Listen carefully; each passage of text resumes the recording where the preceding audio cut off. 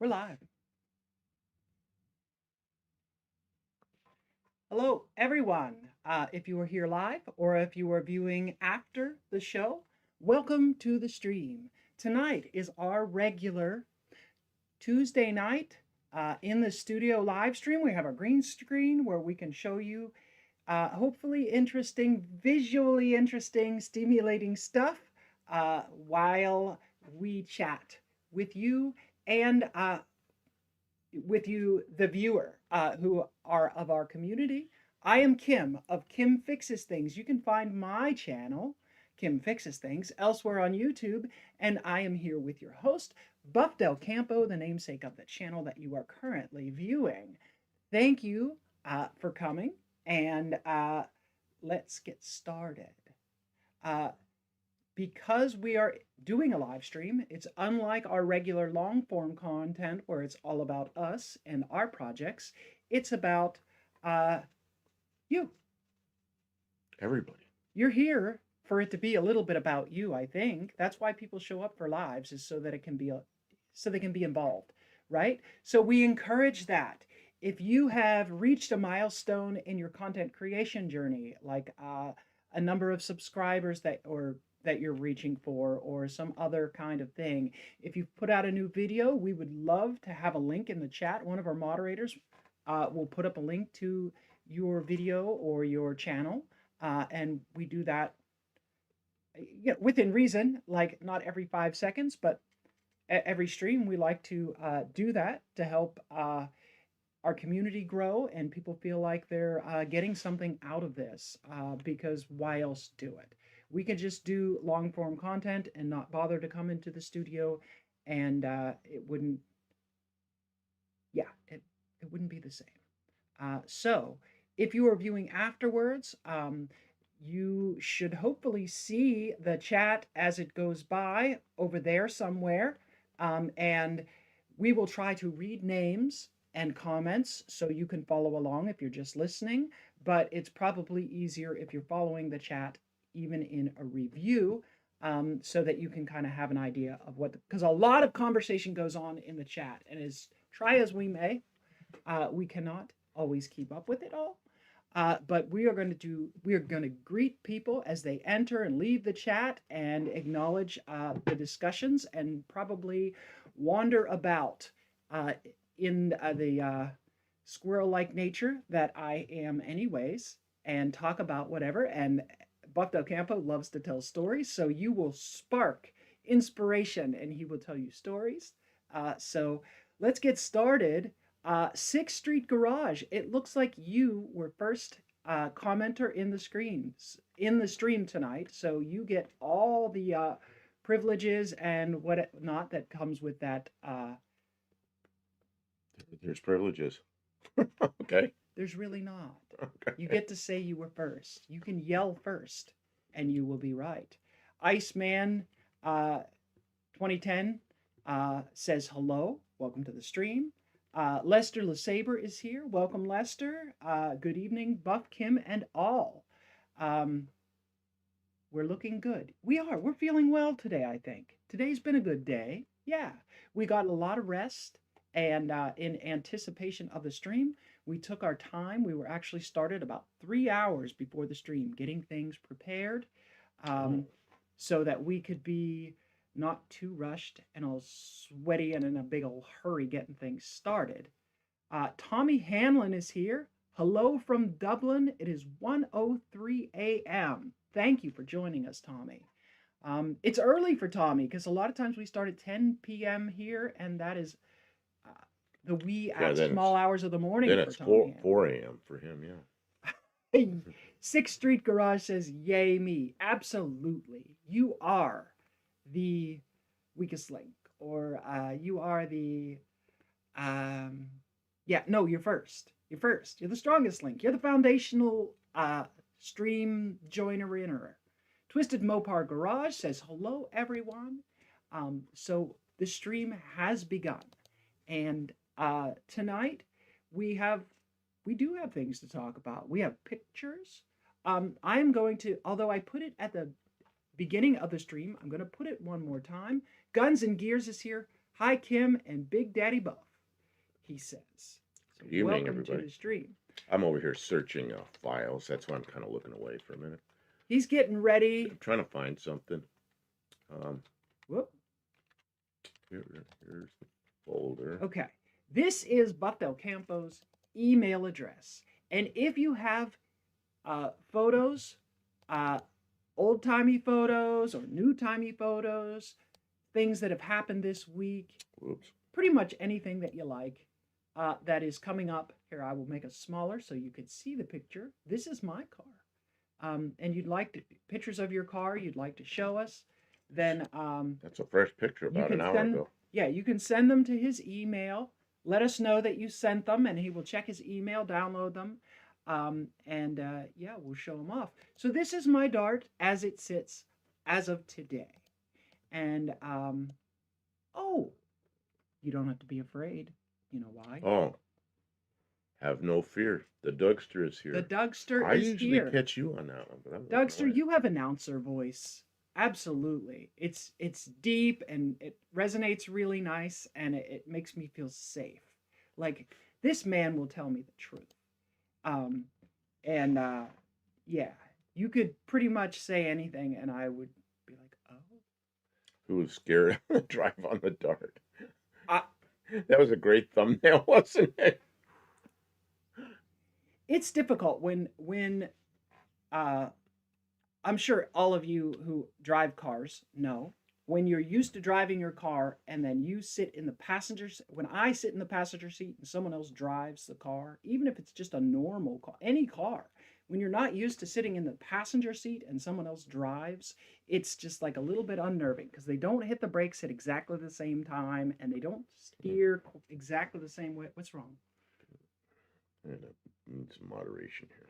Uh-oh. Oh, okay.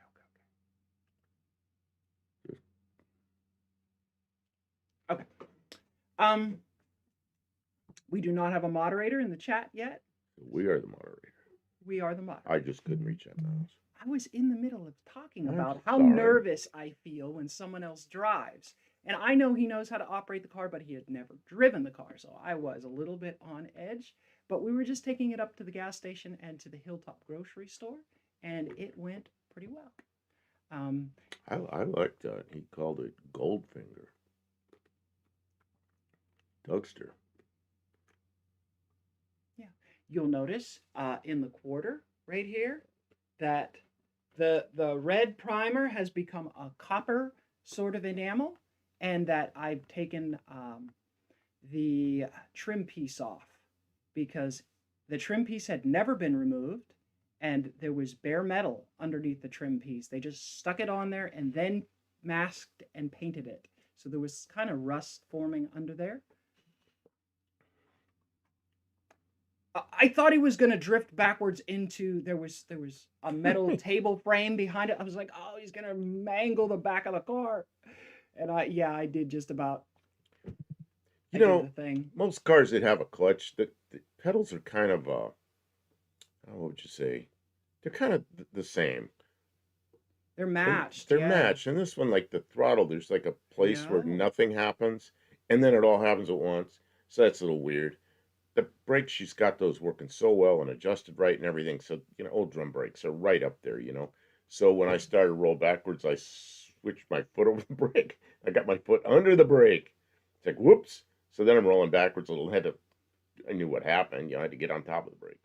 So it's just, there's some harmony there that wasn't there. But after I drove it for a minute or two, I was fine with it. Levi, and the clutch chatters. It does a lot. I'm learning, but when you're just jump into it, the clutch is tricky. Levi's Backyard Performance. Dylan, welcome to the stream. He says, hey, all, busy week here. Luckily, nothing major, just preparing for No Name. Yeah, it's a lot. It's a lot to be ready for a big event that you think about and prepare for all year. And you get down to the last, 9 days, 8 days, and it starts to feel pretty overwhelming, even if you're almost ready. So I'm going to turn the fan on because I can feel it already. Okay. Turbo Tom's here. Good evening. Turbo Tom says the car is in the trailer and ready to go. Oh, that's excellent.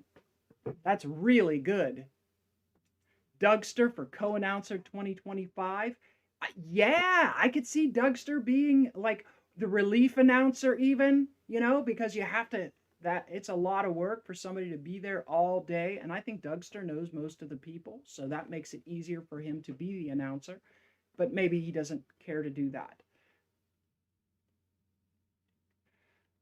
Dougster says that he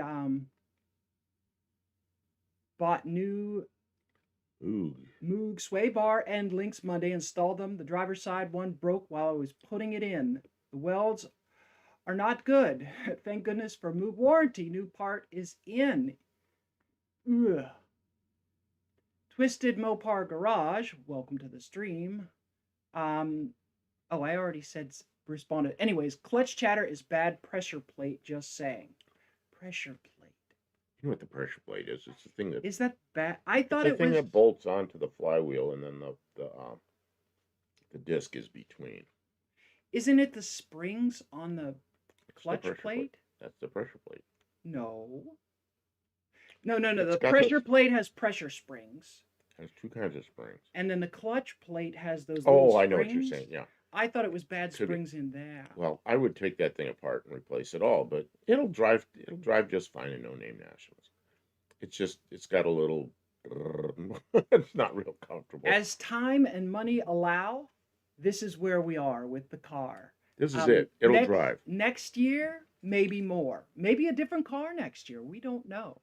But yeah, a year is a lot of time to make improvements and earn a little money that we can invest in our projects. But when we made the video to decide if we were taking the Valiant or the Dart, and then we've just poured all our time and energy into this car because it was the one that we were asked to bring by general agreement. General consensus. Yeah, the consensus was make the Dart go. So the Dart goes. Maybe next year we'll be able to get back and bring the Valiant, because it I can bring another. the poor thing, we were so close with the Valiant, and then it didn't get to go, and then now it sits another year. Iceman 2010 says it's a sad world where even the brand name parts are just as bad as the cheapos. They can be, and depending on the outlet that you buy them from, I wonder if sometimes they aren't returned products that have been repackaged and sent back out even though they were bad. I think that there's a lot of that going on in the world. Thanks for the nomination, Levi. Dougster says. I don't know if Dougster wants that job, but someone said something about the back wheels. Who said? The Iceman said the rear wheels look tough on the Dart. Yeah. So I had a different set of rusty old wheels, and I was looking for tires, and I came across this set of wheels that would work on the car, like the right rims, with tires on them for the price of tires. So I picked them up. Now I did have to buy new lug nuts because I need to scroll up, and I can't reach that. Okay. I did have to buy new lug nuts. Okay, just scroll up in the chat so I can see what's going on. And I ordered them from Lug Nut Guys using the Pole Barn Garage code to get free shipping. And so I think I spent $15 on lug nuts. So it ended up costing me more, but it was good. But the bolt pattern on the back of the car does not match the bolt pattern on the front of the car, and I couldn't find any other wheels.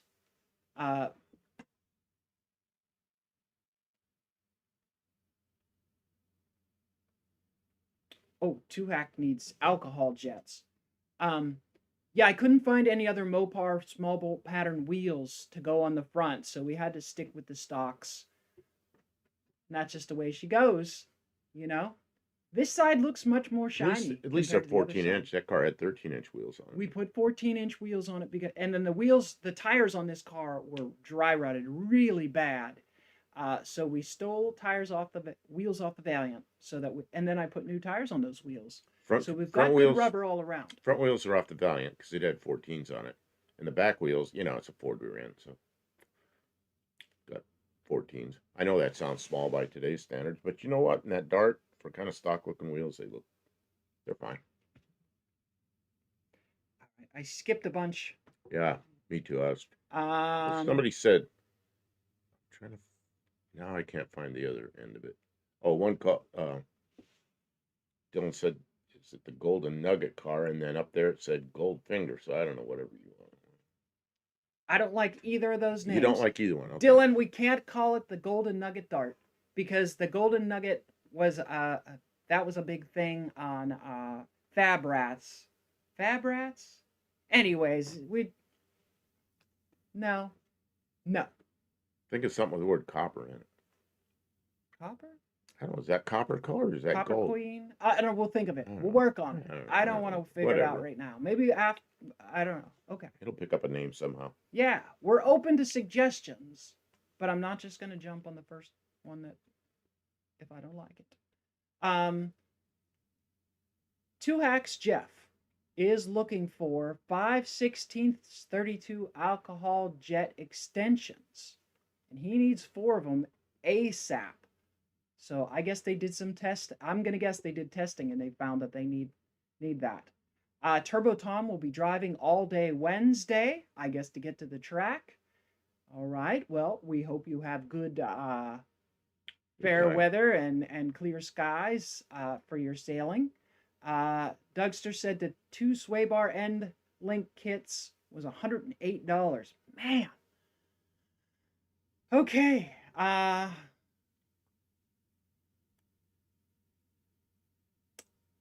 Levi's Backyard Performance has never owned an alcohol carb, so has no parts.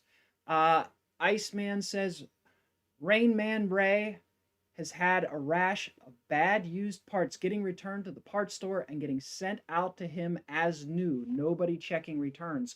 Yes, this is a real problem, people. The system is swamped with garbage parts and nobody wants to be left holding the hot potato and throw them in the trash can where they belong. So brick and mortar stores charge more, but at least you can look at the part before you take it home. And you know, time is money, and doing the job multiple times, it's crushing. Two Hacks says me neither, has not had alcohol until now. How about Goldenrod? It doesn't make me sneeze yet. Goldenrod Copper core. Was a car that was run at the one of the salt flats that had 4 engines in it. Oh, neat. And Mexican Spec, I saw him pop in. I just want to say good evening. Oh, welcome to the stream. We have a moderator now, so bring it, trolls. And thanks to Mexican Spec, we had a really good thumbnail tonight. Oh yes, thank you, Mexican Spec, for submitting a photo that we were able to use, and it looked really good. High contrast picture for a thumbnail. I might even pop it up here. Catch Me Copper. Nah, I don't know if I can taunt a cop because I think that they will catch up to me extremely quick, and it is always easy to find. You know, there's nothing wrong with the car. Anyways,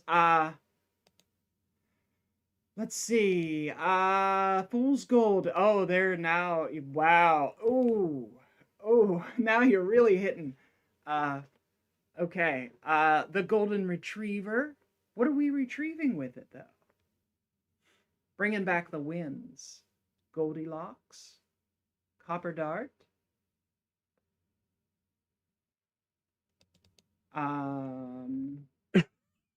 Excuse me. Mexican Sex says it's a beautiful car, and I'll bet you he's talking about the black car. What was the black car that? I'm bringing it up. There you go. It is really shiny, pretty. Those wheels look okay, even though they're not old still. I think that if you're going to update wheels on a car, I think that this is a nice looking update. I got to give it to them because all the other chrome looks good, so it works together. Buddy Carafano, good evening. How you doing? Goldilocks. There you go. Lester LeSabre says, "Good point, Kim. Look at the part and also bring the old part to compare if you can." Yeah, that's the major benefit of a brick and mortar store is, you can start. I don't know how many times I've taken a part into the store and said, "I need this for this car." And they bring me out a part and I'm like, "No, that's not it." Or it's very or they're like, "I have multiple choices or I have a cheap one and a one that costs twice as much." And I'm like, "Well, what's the difference?" And they're like, "Oh no." And if I have the old part there and they can bring them two new parts out and compare, sometimes it's you're paying for the box, the brand name and the box, and other times it's very easy to see, "Oh, this is flimsy garbage that doesn't look like it's built to a very precise specification, and this is very good." So it can Sorry. be very difficult and it takes a lot of time. And having all that sent to your house can be expensive, time consuming. I don't like returns. So sometimes I keep things that are junk and throw them away myself.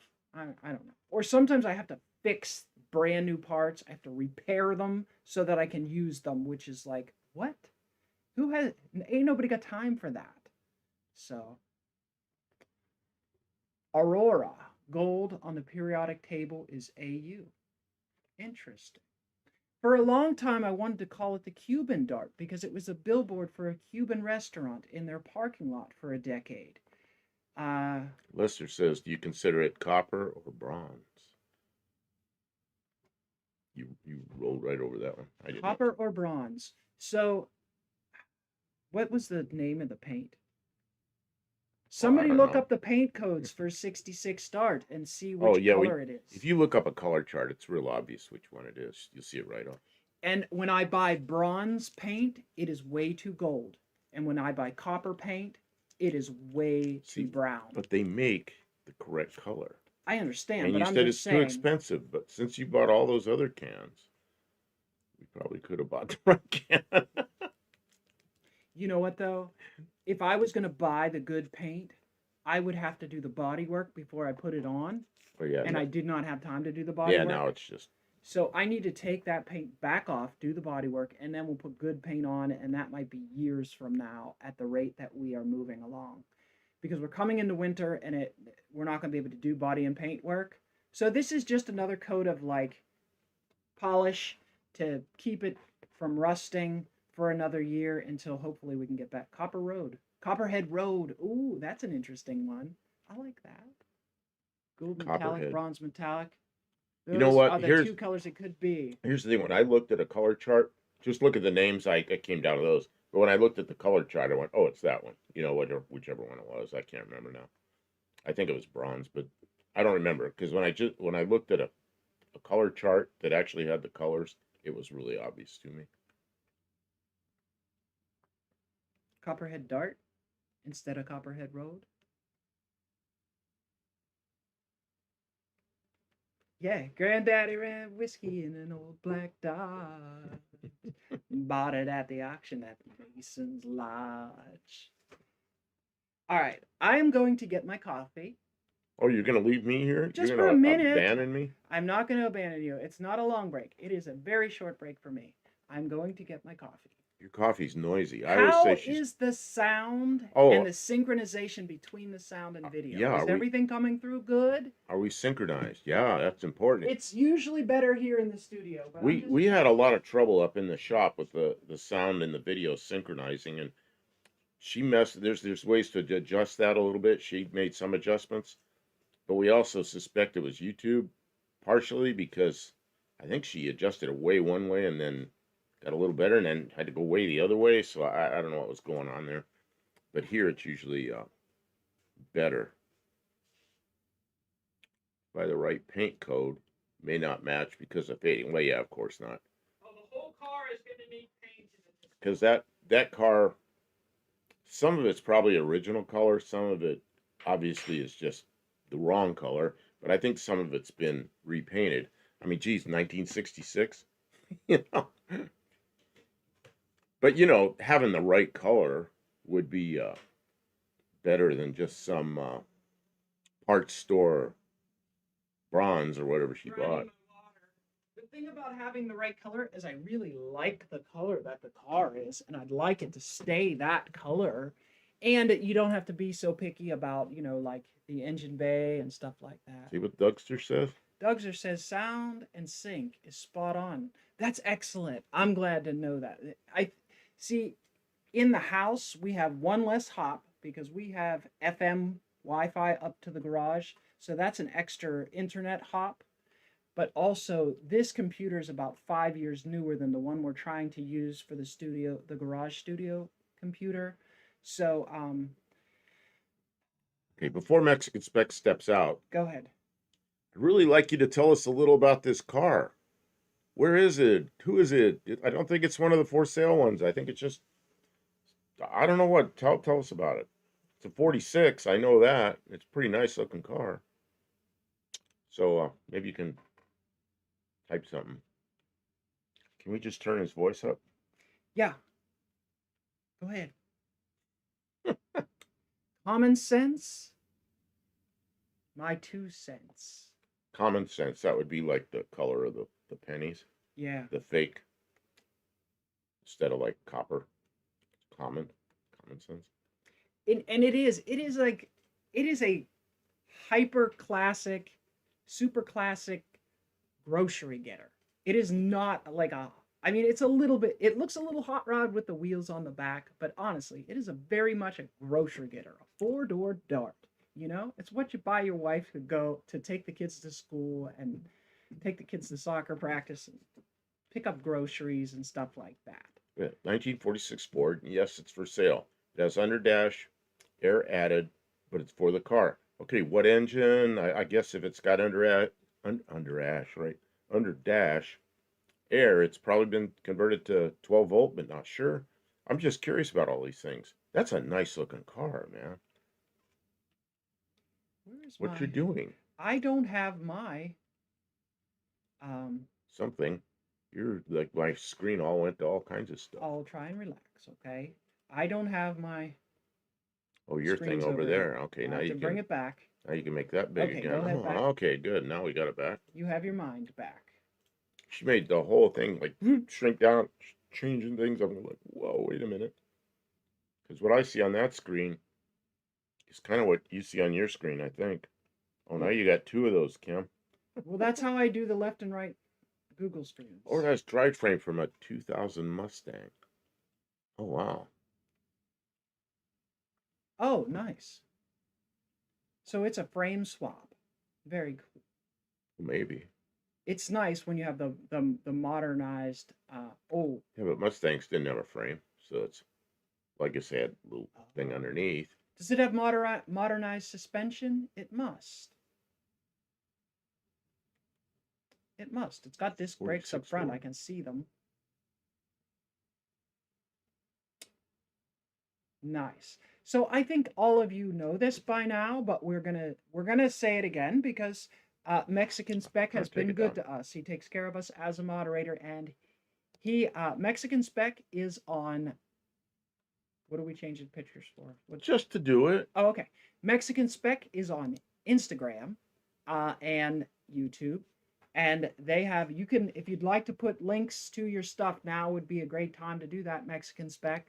And he facilitates, if people would like to import Mexican Spec classic cars from Mexico into the United States, Mexican Spec is your guy to help you do that. He point of contact to help you have a smooth purchase for that. And you can see a bunch of the cars that he has at his ready to sell, import. There's his at his Instagram. He posts a lot of cars, and they are really neat. And the people in Mexico who take time and care to restore, refurbish, maintain, and sell those cars at a price that might be hard to match here in the States. So, yeah, get with him and see if you can find something that you want. if you're in the market for a Mexican spec car. Dr. Art's Hot Rod Rehab is here. Dr. Art, welcome to the stream. Um, and so, Dr. Art, you know Mexican spec. He moderates in lots of channels. So yeah, my coffee is ready to prepare. Okay, then I'll just okay, Keep Mexicans, on go talking. get your coffee. Okay. It is really nice inside and out. How could it have a 2000 Mustang frame? Well, it wouldn't have a frame, but it could have a Mustang 2 front end, I suppose. And Kim said I pulled the picture down, but I could put it back up. Kim said it. She could see the disc brakes through the wheels. Yeah, that's a nice car, man. I didn't know that was for sale.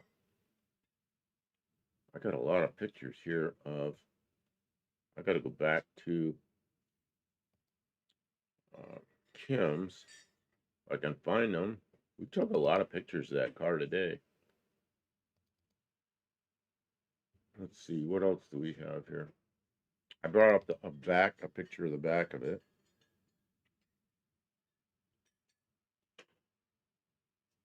Well, And if we still got pictures of my car, I'm going to talk about my yeah, car. talk about it. I brought it back up. I brought it back up. So if you've been watching our channels, you'll see that on my channel and on Bup Del Campo channel that we have put up some recent videos about this car and the work that we've been doing on it and the progress what we're making. And the car is becoming sorted.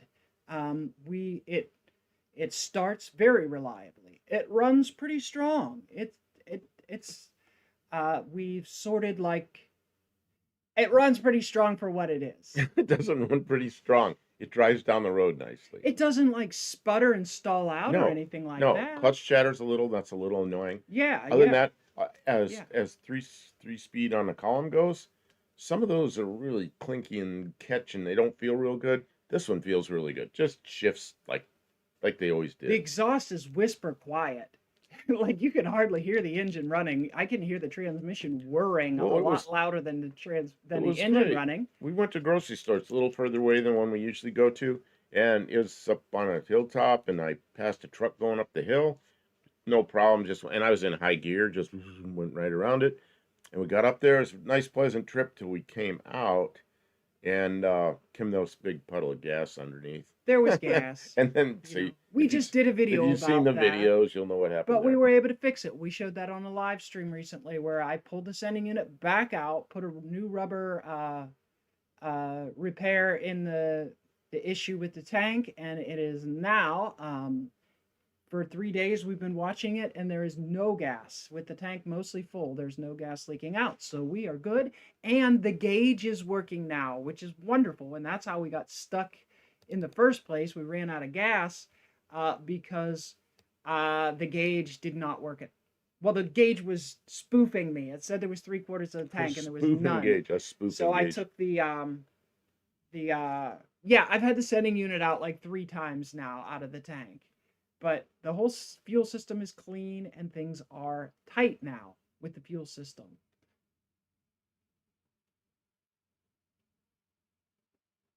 Oh, different side wheel covers. Well, you have to take wheel covers off at the track anyways, Mexican spec. It would be nice for pictures though. Don't know if I can find any of those 5-star wheel covers quickly though. Trying to find some other pictures of this. Buddy Carafano says runs good if you put gas in the tank. Yeah. Well, we helps did. a lot. We stopped at gas station. We knew everything's okay. We thought we knew everything was okay. Just put it was more than 3/4 of a tank of gas.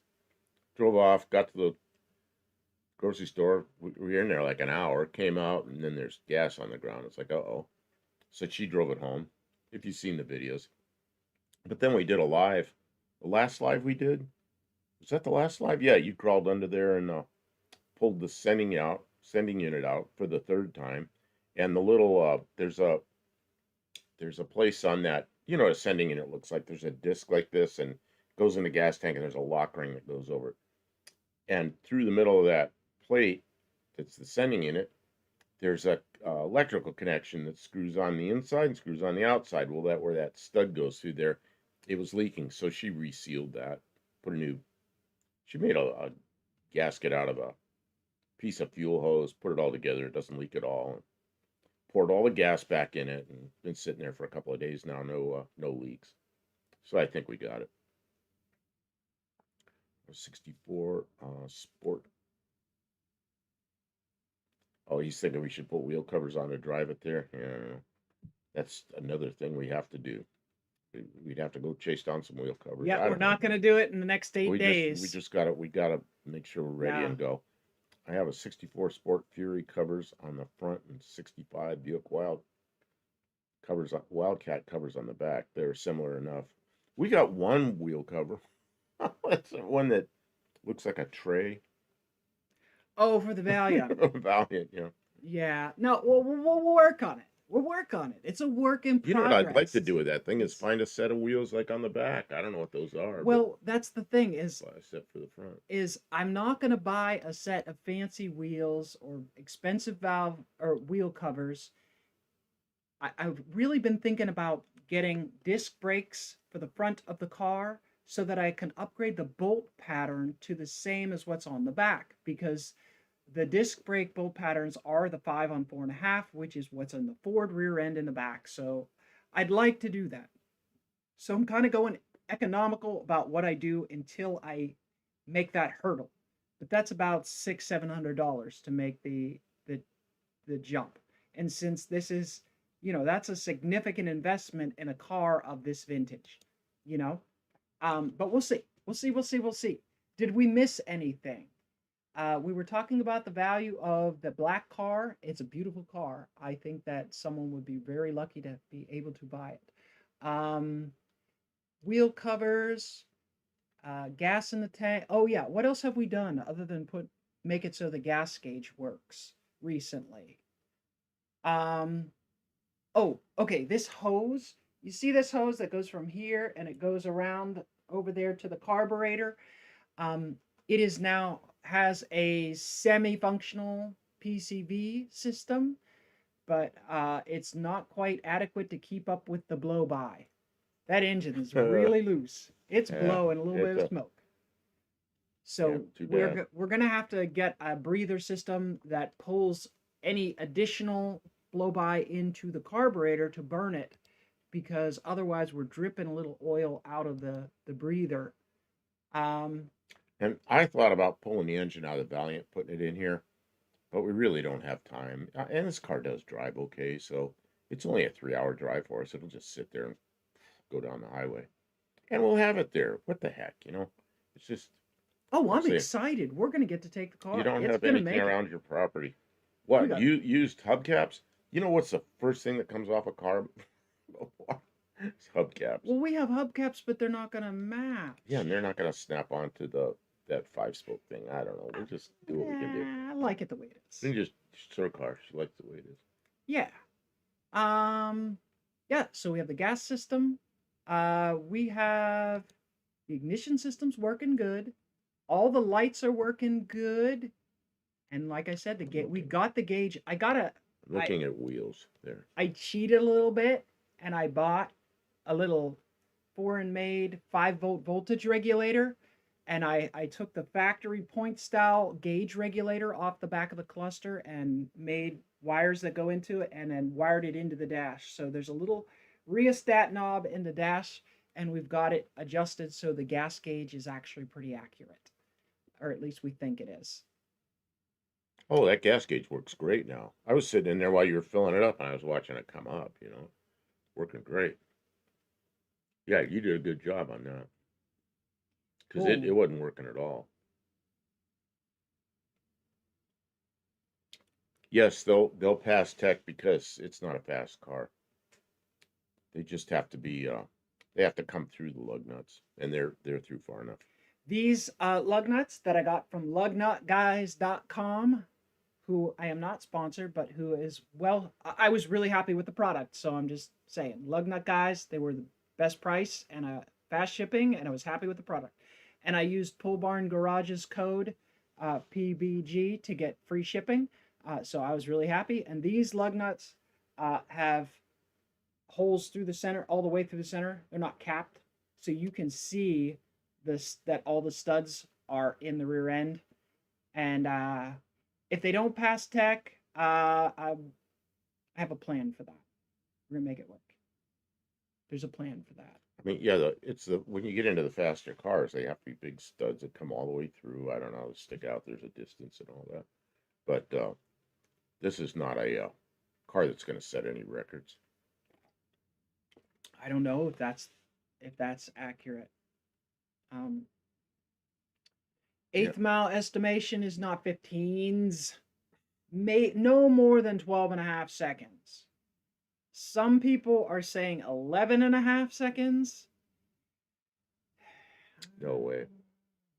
I That think someone who was really good with a stick and had a tachometer to, but I don't know. I don't know if I want to push that clutch that hard. I think you could get 11 and a half seconds, I think would be the best time you could scratch out of this car.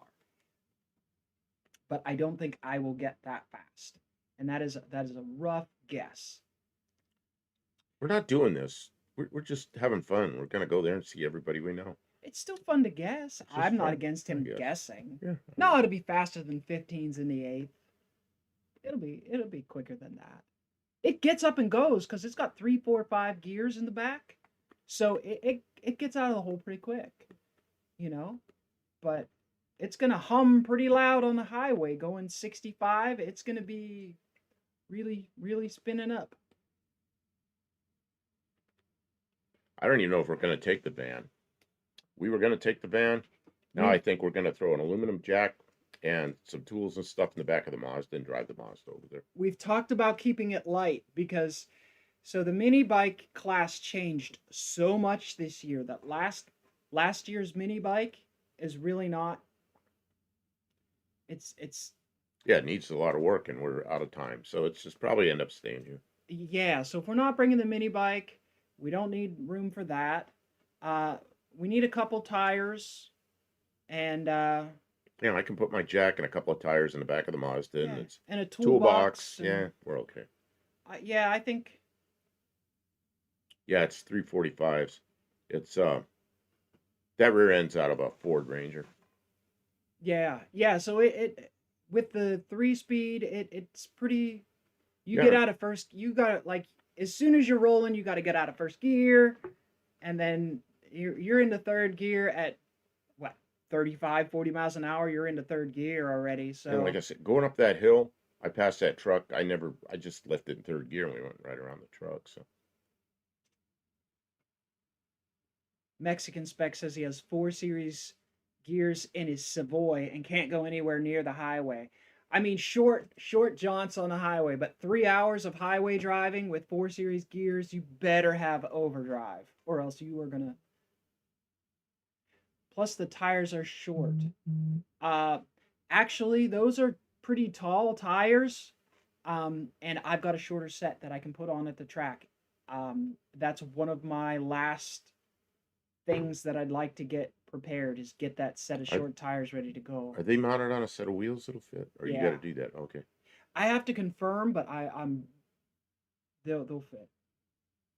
Um, those wheels are currently on my little trailer, but What? yeah, I didn't know they're that. 14-inch wheels with like ultra low profile tires on them, and they will drop the car an inch. Which if you figure torque 1 inch, it'll be what 8% lighter. Sure, LeBron. So 8% lighter. And I mean, Ah, it's not going to spin the tires on that grippy track. It's just going to go. And so, like, put shorter tires on. You're going to have to do that 1-2 shift really quick, or else you're going to just wind that motor right out. and it's really nice about that shifter. It has no hang-ups or anything. It It just moves nice. it just Yeah, shifts nicely. There's no. transmission works I've good. driven some 3 on the tree cars where there's snags and hang-ups and they don't shift nicely, and this one does. Yeah. When we got the car, we were told that we needed to check the bearings in the rear end because it was howling. And I drove it up from Murfreesboro as it was, and it Howling. It's like a saw. It was really howling. So when we found out that I bought a Ford Ranger because I wanted the engine out of the Ranger for a Bronco revival that I'm doing. It's a two-wheel drive Ranger and I have a four-wheel drive Bronco. So I bought the Ranger for the engine and I was kind of curious and I was measuring and the rear ends were exactly the same width and I thought, well shoot, I'm putting this rear end in the Dart. And we did. We cut the perches off, flipped them around, and Well, you made new purchase that were the right width and everything. yeah, but We welded them on. Took the old shock mounts off the Dodge rear end and put them on this rear end, and we put it in there and clunk, man, it fit and wouldn't perfect, you would not perfectly. believe Just went right in the first drive time. shaft was the correct length. The drive shaft Oh, was the the right drive length. shaft Yeah, from the Ranger. from the Ranger. The only thing was she found an AMC U joint that was like Chrysler on one side and Ford on the other side, and put that in there and just bolted right up. It was perfect. Yeah, it's a Bronco 2. Not she just said Bronco because yeah, it's a Bronco 2. You're right. It is a Bronco 2. That is a big difference because the Bronco 2 is a much smaller, lighter vehicle and it will fit between the wheels of our trailer. So we can take it uh on the road to adventure in a little bit maybe. We would like to do sometime. I don't know about this. Okay. Someday, maybe someday, we're going to build an aluminum car. That's going to take The the next one, winter. yeah, the next one I think is our aluminum. It depends on how well I thought I heard something at the door. It depends on how well the engine runs in that Spitfire. If the Spitfire works, if it operates okay, um, I think the aluminum car is the next thing. We'll pull the body off the Spitfire and just build a new body out of aluminum, which would be kind of fun. It'll be I got really it in my fun. mind how I want it to look. He's been wanting to do it for a long, long time, and we've been tinkering with my projects for quite some time, and it's time to And set up. I have many rolls of aluminum. We may have to buy some, we may not. I Oh don't yeah, know. But and we may have to buy some angles, some aluminum angles. But yeah, that thing's gonna be, it's a project. It'll be a fun project to rebody a I car with. don't think there's a lot of stuff like that happening on YouTube. So if nothing else, it will be unique. And he has been thinking about it a lot. Well, I'm sitting here looking at my email and nothing's coming up, so Well, nobody's sending us anything. last week Okay. people You said maybe sent a people lot of stuff. are Well, and spent of their photographs, but Well, and maybe I've got, if Dean comes in here, Dean Stevenson from Down Under, I've got a bunch of his pictures that he supplied. But I really like if you're here to explain what some of them are because they're not cars. One of them has cars in it, but it's like a picture from 1960 in a city in New Zealand, and I think one of them's their car. Just be kind of cool if he's here to narrate it a little bit instead of me just putting it up there and guessing. What are you looking at? Aluminum car. I don't want to look at that stuff. That's nothing like what I'm going to do. Oh, you're going to put the stuff up anyway. Because none of this is anything like what I'm thinking. Spitfire. How about Triumph Spitfire? There you go. 71 Spitfire. What are you doing looking at me?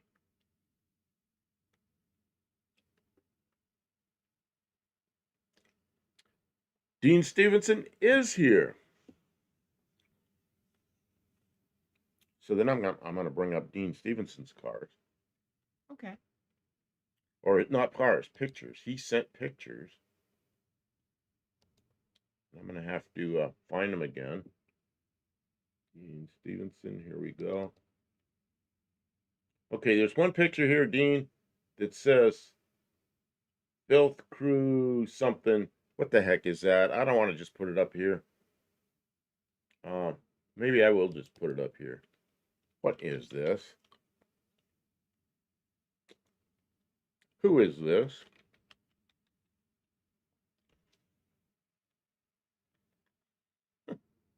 Dean sent me this. You got to narrate it for us.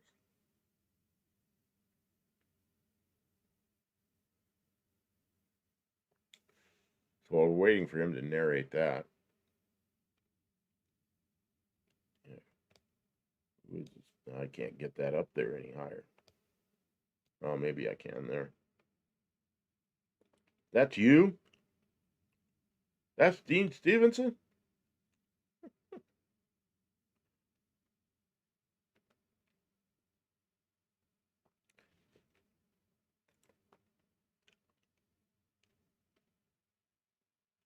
Okay, then there's more. I love it. Keep left. Keep left here, you're going to get clobbered. So I don't know what this is all about. I am the 5th crew from the Riot City Daggers. He doesn't look backwards. From what? Oh, filth crew.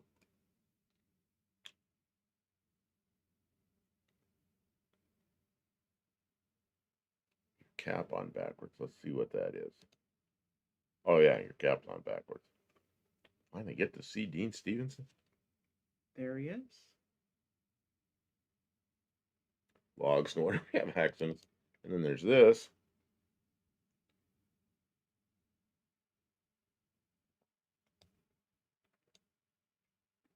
Is that where you took that picture from? Here, I'm thinking he had a drone and he was on a bridge. He was on a bridge. I mean, I couldn't even think of that. Like 2 years ago, I wouldn't have thought of that. You know, Mexican spec. I noticed that too. I didn't see any binders on those logs. There might be there, but okay, now we got. I didn't see them. I got to look again.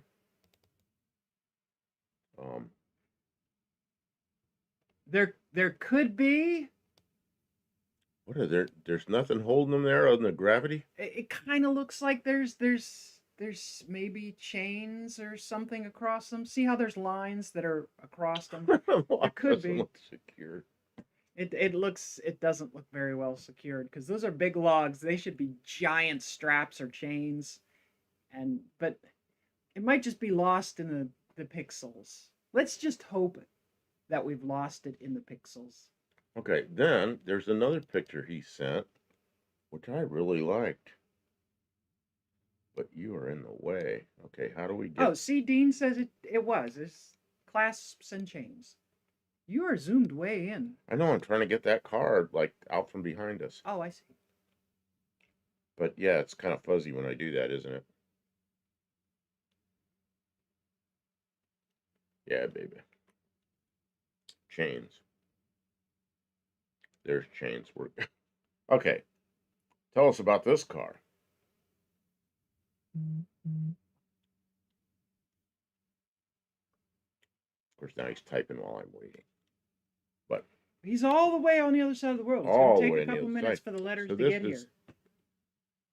They look like customized American cars. That's kind of how New Zealand cars look.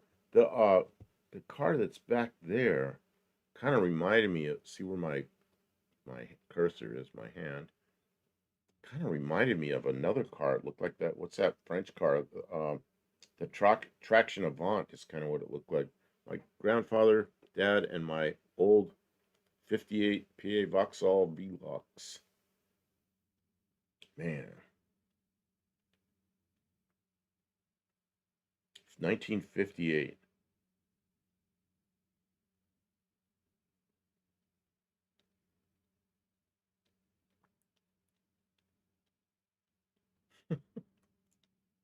Dougster, it's not that kind of stream.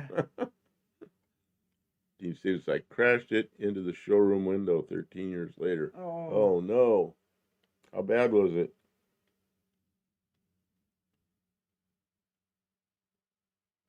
It's in writing. Yeah, right. I'm leaving it there, Dougster. You can't take it back. Actually, that's not true. He can delete it and I won't be able to see it.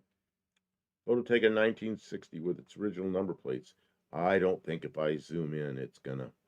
No, didn't have enough pixels. Not enough number plate. I mean, it's a nice picture for 1960, but look at that over there, Kodak. Oh, that does say Kodak. And something about ice cream. Royal ice cream. Royal ice cream. There you go. Chemist. Is that a That's probably like a drugstore, a Pharmacy, yeah. pharmacy. Yeah. Yeah, that's kind of an interesting picture. Soda fountain would have a pharmacy and a ice cream and Calling a license plate a number plate. Well, you know what they call them here in the South? They're called tags, which a lot of people from other places think you mean the little tabs, little stickers, but they're not. They call them tags. And that's very common in the South. You hardly ever hear license plate. Tags. Drugs, man, drugs. Yeah. So they have those traction Avant cars down there. A friend of mine that was from New Zealand, he used to come up here and work, and he had dual citizenship. He was back and forth, back and forth. But he brought a 1953 or 4, I think it was a 54 traction Avant up here. I almost thought that's what that was back there, but I'm not sure. But I rode in it. He was driving from, on our roads. He was on the right side. I was sitting on the left side of the car with a glove compartment in front of me. Man, that felt weird. But I rode in it one time. That's pretty interesting. It was a pretty interesting picture because all the older cars there. Tim is here. Tim72 Demon says, made it. I had to take a shower. Rough day under that damn truck. Welcome to the stream. Tim has been putting an engine. Well, he pulled the engine out of his truck and he's been making repairs to clean up and reassemble his truck. A nice looking truck. It had new wheels and new bumpers and some other stuff on it. Looking really good. Do you have a picture of that brown truck that belonged to Tim from maybe last week's downloads? Yeah, take me a. I don't have it I real hope it's organized. going well, Tim. We're all rooting for you to get it back together and running. I don't have it organized as well as I'd like to. Oh, you might need to view it with icons instead of details to find it Oh, easily. that would help, wouldn't it? I don't like that, but I mean, isn't ice cream a drug if you really think about it? Dougster says Scott from Cold War Motors has a traction Avant in black. Needs restoration, but good foundation to build on. There you go. All we have to do is make friends with Cold War Motors and come up with a way. They had a very interesting unibody construction. It was pretty interesting car, and they've been around for. I mean, they did that like in the 30s and ran them all the way up into the 50s. You ever seen any Borgord cars? Oh man, my father almost bought a Borgord like in the 50s. Thank God he bought a 56 Ford, not a Borgord. Yeah, I've seen them. They used to be all see when I had my radiator shop in the 70s, some Borgords they were around. Not lots of them, but they were around. They weren't like Volkswagens where they're everywhere, but they were around. That's not good. Mexican Spec says he could introduce us to Scott from Cold War Motors. We'd love to meet. He makes a lot of really cool content. I don't keep up with Cold War Motors, but I know that he is in the life of working on cars and making content. Okay, I'm trying to figure this out.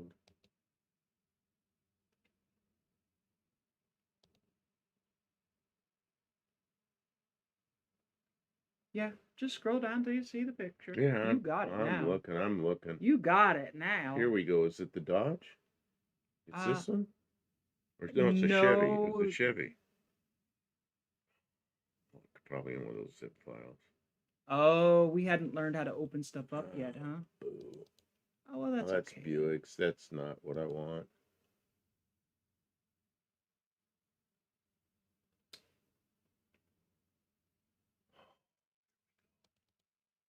Oh, we're looking through files. Okay. Uh, Tim says he's chasing wires and found the wires going to the tank were cut, and that shop took out the return fuel lines. Oh, why would they do that? Is this? Found wires. Oh, I know why they would do that. Ugh. They were probably leaking or something like that. They cut them out so they could eliminate them, but are you sounds like a can of worms, but once you get that in, that back working, then you'll be able to use both tanks and you'll be able to switch back and forth. That'd be really nice for the long haul. Or Isabella. I remember those things. There's your somebody with speaking Pittsburgh. Pittsburghese. Oh, KJ Kylie says, "Hi Yins. Welcome to the stream, Kylie." And that is Pittsburghese. So they are from my hometown. And Dougster's Wolverine Garage says Scott is crazy talented, but is so modest that he calls himself a hack. Just because someone is talented does not mean they are not a hack. Why is that picture so little? I'm trying to find pictures, Kim, and I'm struggling here because they're in zip files and they're not easy to unzip. It's okay. Let it go then. I'm sorry that Here we go. Maybe this is it. Didn't work. Maybe this is it. Oh, this is it. Yeah, I'll bet it's the other photo. Of course. Why would it be this one? We'll just click on the other one. I know. I'm trying to find my cursor. We're finally here. Oh. Oh, they are from him though. They're from him. They're just not the car. This is Tim's motor. So it's older than that. Dr. Go said, "Welcome to the stream, Dr. Go. I hope nobody minds that I'm just listening in and watching when I can while I work on the car in the garage." Of course, Dr. Go. Everyone is not required to comment.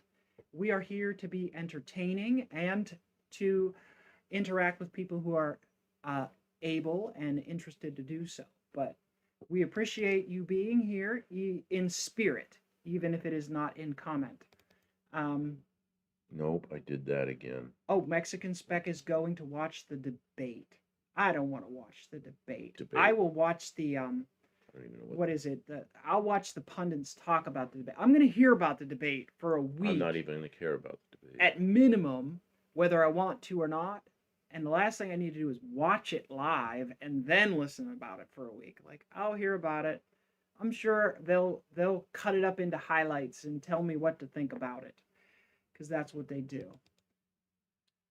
All right. Dougster says tractor gnome. I'm not sure what that means. I gotta bring these up over here because they're this is not nice to put them up there. Okay. I don't know what's going on.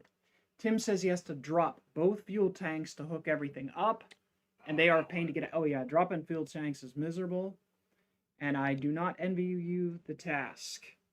But I'm proud of you. Good job getting that going.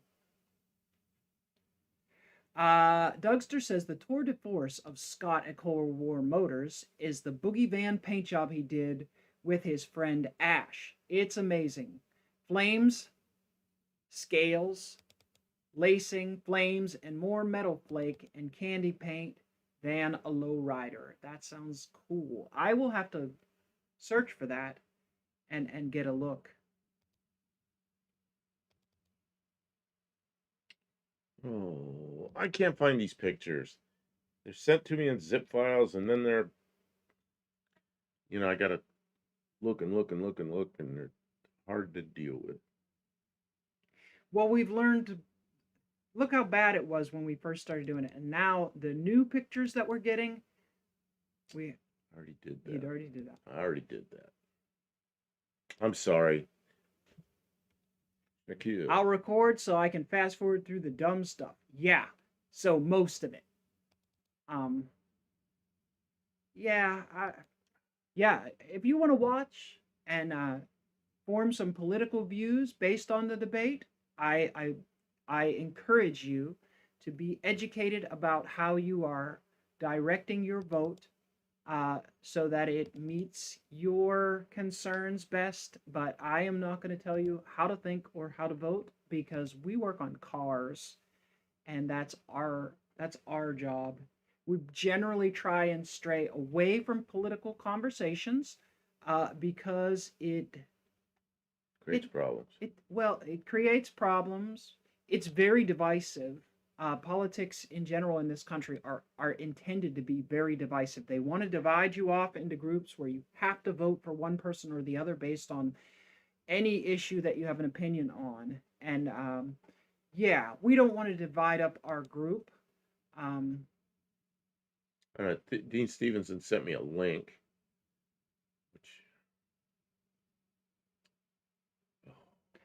Lester the Saber says Scott calls himself a tractor gnome when he drives his old tractor. Oh, okay, that explains the comment. Dougster says, so Tim, you're going fast forward through the whole thing. Yeah, politics is rough.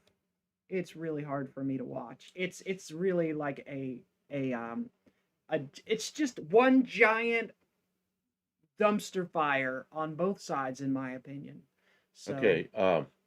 Dean sent me a link that I can't make any sense out of. It doesn't do anything on my in my email. I can't make that link do anything. okay, I'll teach you how to make it work off stream. You'll teach me how to, like I've never used a link before. Uh, Uh,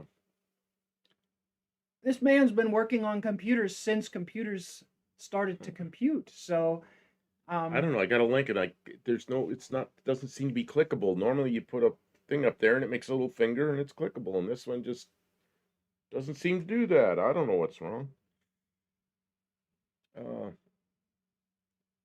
look at it again. See this? It doesn't do anything. Maybe I have to. Dean Stevenson says he gets his political views by drinking heavily and talking with the rabble I drink with, but he doesn't drink anymore. Well, that's, just think of all the time and money that you save by not drinking and not having political opinions. Think of all the mental energy that frees up for you. Yes, make hot rods fast again. Make hot rods gas again. Okay, Let's here do we it. go. Dean Stevenson just sent me another one. Let's see what we got. Just one more. Oh, that's a link. Okay, I might be able to actually put that up. If you put that up and start it over, we can play it. Yeah. Okay, I'm going to put this up. And I don't know if it's going to play over. Oh, it's Okay. playing. Yeah, I'm going to try to bring it back to the beginning. Okay, Dean Stevenson sent this. I think it's the same thing he sent me before that didn't work, but this link worked. But it's not a talkie, is it? Or maybe it is. I don't see how to turn the sound up. I would have to unmute the computer sound. Oh, that's what's wrong. This is what's wrong. That might make any difference either. What's he chasing? He said something about his son. I'm not sure what he's doing. It's a Dean Stevenson video. Okay, All right, we're gonna get it play out it of again. here. We're gonna play it again, I guess. When it's something like that, we have to preview it so we know what's going on. Okay, so Dean changed the syntax by putting around it. Oh, I see. Yeah, because the first link you sent me had the around it, and it did not work. That breaks it. It was broken. He knows what he did, and you're gonna tell me how to make a link work. If you cut from right after Oh, that, you mean redo his and link? then paste it into the browser. Well, they send me the stuff right. I can use it the first time. Okay. Let's see. Iceman says, when I was a kid, we had the Atari 400 with the cassette tape machine to load big programs. I didn't have the Atari. I had the Commodore 64 with the cassette tape machine. You had it after me because I didn't have the cassette. It just, when you turned off piff, everything went away. Then we had the 5 1/4 inch floppies. I did get one of those later.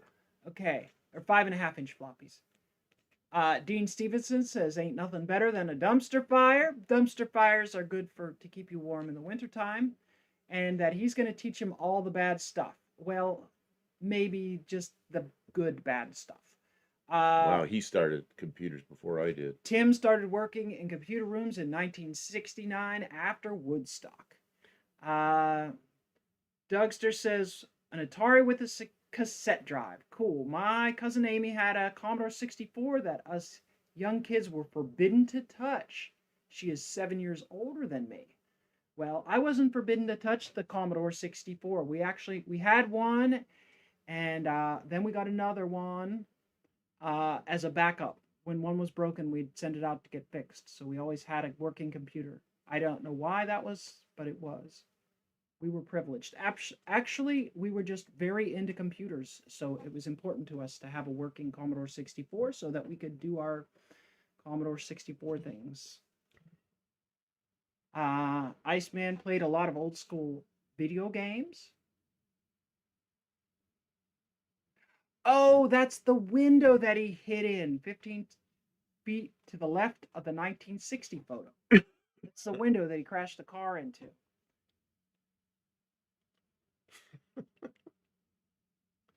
And code people have a raft of dirty tricks. I Dirty. could do dirty tricks, but it seems like it takes some of the sport out of it. I don't know. You keep scooting this further away from me. The table, that's because my knee is hitting it. Yeah, you're pushing the table Okay. away. It just keeps scooting further and further, and It's I'm because like, my arms are not I'm long enough chasing. to reach the table from where I'm at. Okay. Oh. You're missing the internet niche. Yeah, the internet is dying as we know it, being taken over by AI and bots. That kind of stuff was around right away. It was just in a different form. Does anybody ever remember IRC, Internet Relay Chat, and all the bots came to that? Then it just became a place to share files, and it just all went away. Met a lot of people on that. A large NES collection, over 100 games and almost all accessories. Seriously, after Nintendo, I don't know what all this stuff is. RLB. Have a gyromite and a stack up. I don't know what this stuff is. Nintendo things.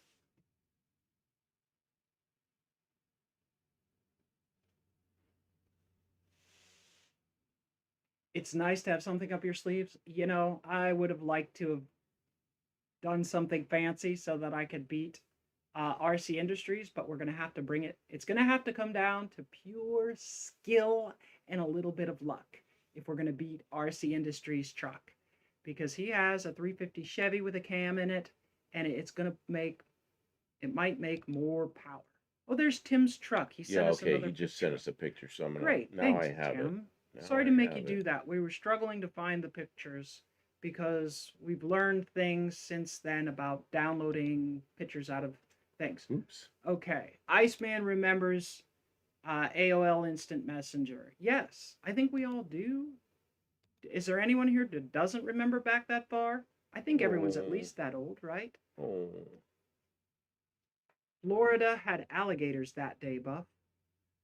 I didn't have a computer or video games growing up. You didn't, Jeff.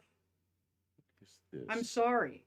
I had an older brother who liked computers, so they were always there. He worked and he made sure we had computers to play with. Dougster, I have a Nintendo Entertainment System emulator that runs on DOS. I have literally every game made, like 950 of them. Yeah, yeah. Dean, I don't even watch TV. You get a lot more done that way, Jeff. There's the truck that's getting a new engine. I know what Jeff always says. I know I'm rambling. I know I'm rambling. He always says that on his videos. I know I'm rambling.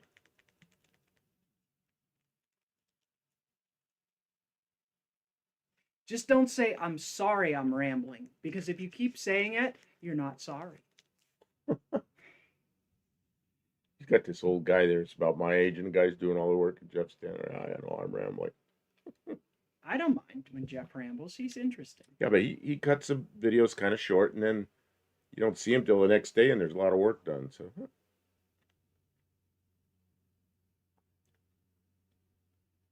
Iceman's younger brother worked at Best Buy. Uh-huh. That's how you get a computer, is somebody who's in the business as a computer, or you're working in the business. You know, over time, my love for computers has gone through cycles up and down. Right now, I am addicted to the computer. You are too. You spend hours and hours a day, me, yeah, on the yeah. computer. We Well, can't that's get what away from it. that's it used to be TV. How often do I have my TV on? I turn it Never. on once or twice a year just to make sure it still works. That's it. Never. Yeah, I don't even know why I have it up there. just be careful because with AI algorithms now, the the the internet will tell you what it wants you to think and only show you things that reinforce the thoughts that it wants you to have. And you need to go out into the real world and confirm the realities of what you believe because other people see a very different picture of the world based on their own experiences. I go out and I talk to people and they don't get the same, they're not in the same feedback loop that I'm in, and they feel very differently about the world. They see things differently and they get a different feedback cycle, and yeah, it's very different. So it's good to diversify the places that you get your information and entertainment and those types of things. Least you become a zombie of their to do their bidding. So this Tim's truck. So I I was poking at the looking at for files and everything. So I missed a lot of this. What did Tim say? How far along is he with the truck? Oh my God. Oh, Tim said that when he was under the truck, he realized that they had cut the the return lines and the electrical wires to the fuel tanks. I'm guessing it has dual tanks. So he had to drop both tanks and he's making repairs to the fuel lines and the electrical so that the tanks can work again. So So that ends up taking a lot of time. That's greasy, grimy, nasty work to try and do. do does it have an engine in it? He didn't say yet. Yeah, he okay. Didn't say what was going on.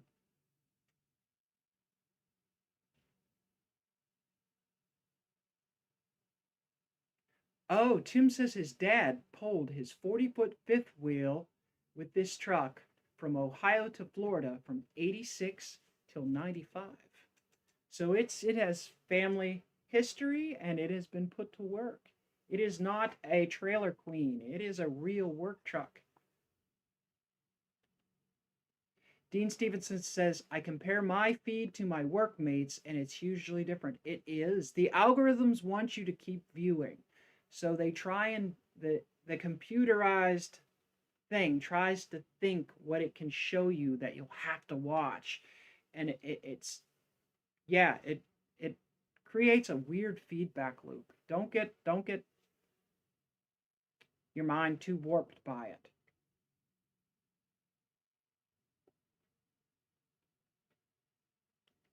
I'm amazed what comes up in my YouTube suggestions right now with what's going on here. You know, we got an election coming up, and I bet more than half, I know more than half the suggestions come to me have to do with election stuff, candidates, uh, political parties, all that kind of stuff, and I never click on them.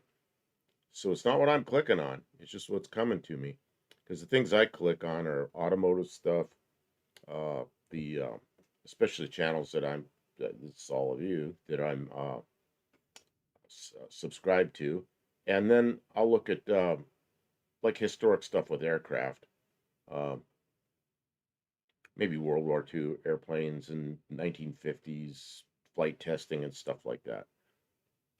Never click on political stuff, and my more than half my suggestions are political. Well, you So know why? there's a lot of that going on Because right they're now. spending money to advertise, and so YouTube is trying to push out political stuff so you'll click on it so that they can collect the money that they know is there that the politicians and campaigns want to spend.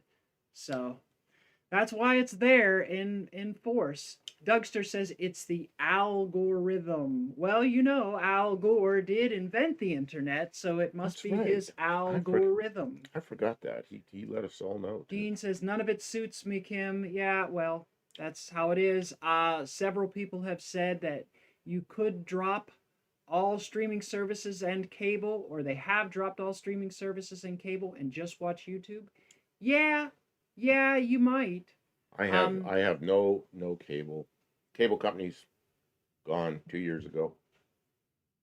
yeah. I still had internet from them, but now we have better internet through our local electric cooperative put fiber in, and man, it's great, and it's a lot cheaper than a lot cheaper than the cable company was.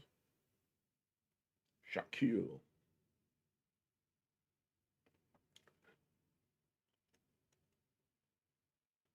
I'll have to watch that old atomic bomb footage.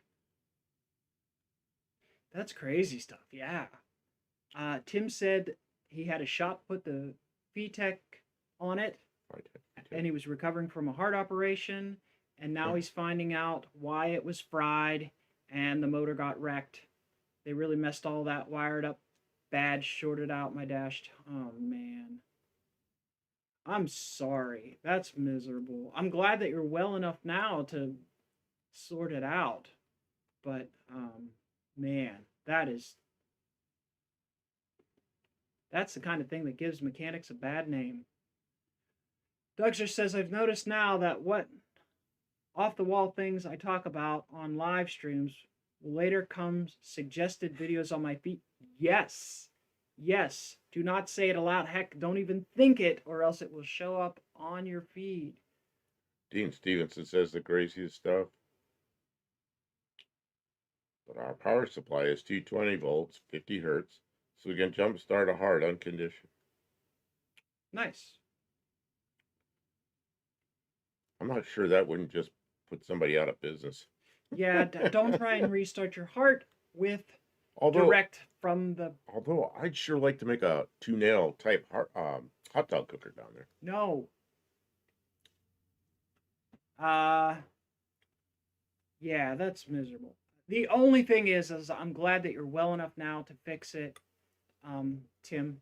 You recovered from your heart operation to the point where you're able to stick with it and get the truck back to hopefully going to be a daily driver for you. Is that your goal?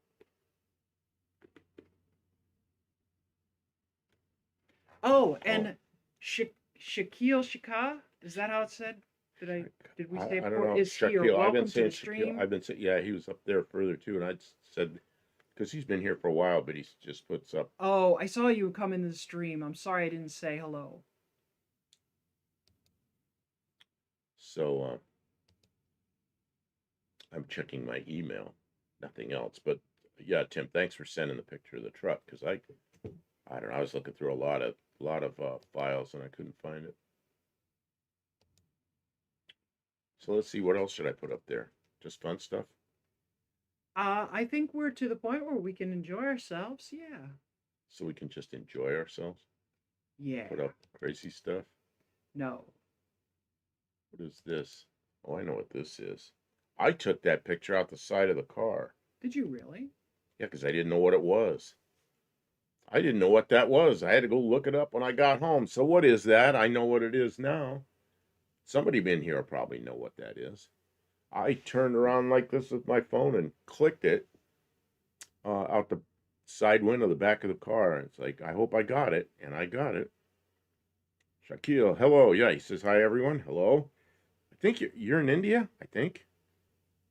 Oh, I hope I'm right after I said that. This is a worldwide video channel. It's not a Lotus. Although I think that's a good guess though, Dougster. I could guess Lotus. it is British. Kind of guess it has that. It's got the staggered wheels. Let's front see. And rear. Let's see what other pictures I can bring up of that thing. This was out the front window as I was catching up to it.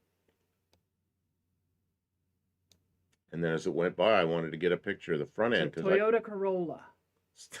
I said it was British. Oh, Dean's got it. It's a bitter. A bitter? It's called a bitter. I've never heard of a bitter.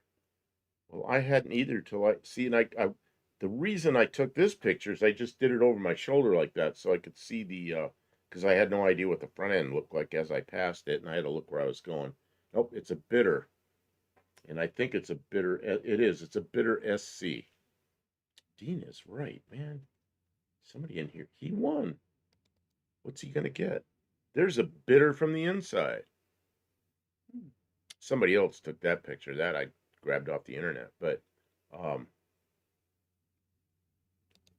that I just grabbed over my shoulder with my phone.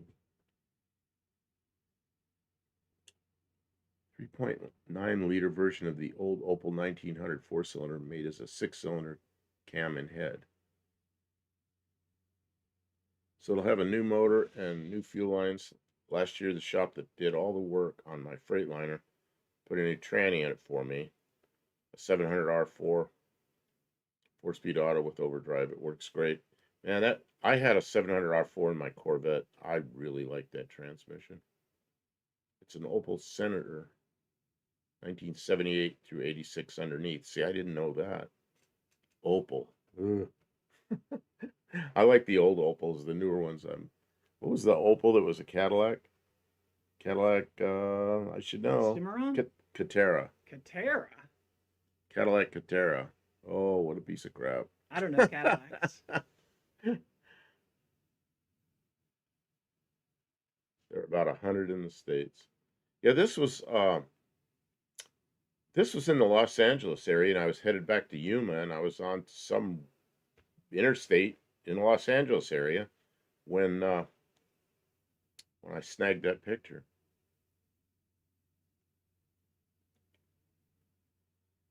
Right before that, I completely rebuilt the rear end.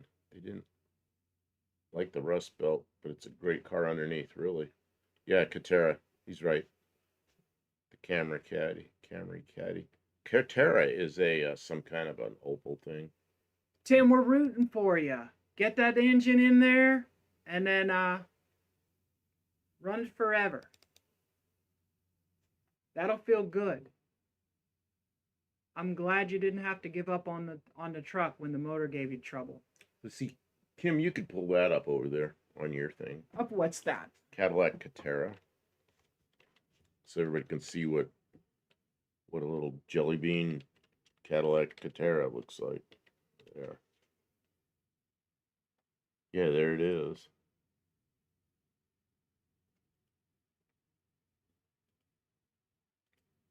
Something's not happening. Just keep Yeah, there it is. Yeah, those were just hardly. They didn't even. Can't believe they marketed that as a Cadillac. And you get over here and you try to get parts for them. You can't get parts. They are just nothing but a struggle. I suppose in Europe, if you're in Germany, you could probably get all the pieces and parts you need for them. But here it was a nightmare. Not so good, huh? Does it drive of one Cadillac Catera, the caddy that zigs? What a, what a poo box it was, even new. Cimarron quality. Well, at least the Cimarron was something we could drive. Yeah, here we go. Here's what we're going to do when we get back from No Name Nationals. We're going to pull the body off one of these because the one we have isn't much of a body. It's just It's a little bit rusty. it's a little bit of rust left. No sheet metal left, just a little bit of rust. Just a little bit of rust with left. Bondo holding the little bit of rust left is holding the Bondo in close formation around the car. So we're going to remove that. Probably weighs 2 or 3 times what the original body weighs. And we'll probably have to patch up what's left of the frame as well. Oh, the frame is steel. We can weld that. Yeah. It doesn't have to look perfect. It has to be strong. CTS-V with the 6-speed and LS. Oh my God, the CTS-V. I had a friend that bought one of those. There's a Cadillac with a manual transmission in it, and it was fast. Oh man, it was fast. He didn't keep it very long. I think it scared his wife too much. They ended up buying a big jacked up Chevy truck. Let's see, the basic chassis is the same ZF recirculating ball steering. Isn't that flash, but West German production capacity was there to be used, I guess. Jim was probably right not to make the V car as a world car. That platform didn't suit America. The V car. But the CTS-V, those things are all over the place. Those things. Oh, I think it looks good. See that one right there, the two-door, that is, uh, right, I can't make my right there. Man, I like that car. And they are, all it takes is you change a pulley or something, and they're 600 horsepower right out of the box with that change that pulley. Uh, Doom Spitfire be a roadster. Probably. I may make a top for it later. But it'll be a removable top. It won't be a convertible top. Yeah, for now it'll be a roadster. But I don't know. We'll see how that goes. Let's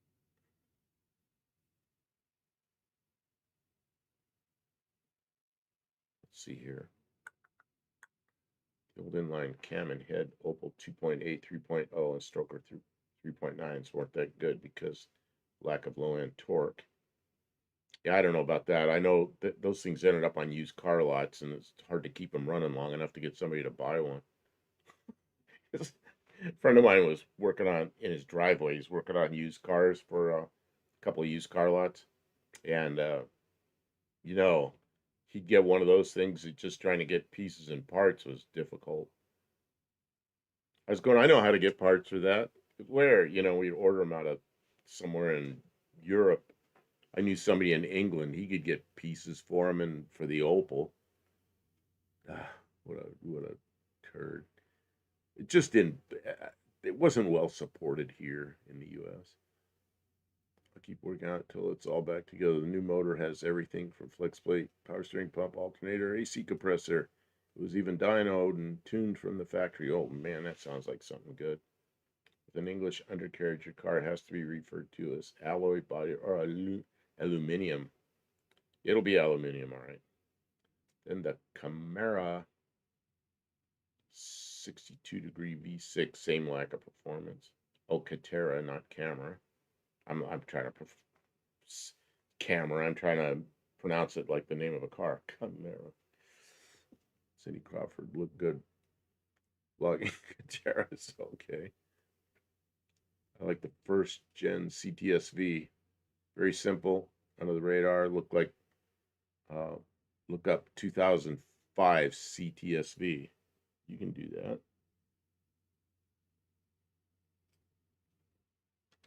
She's doing that.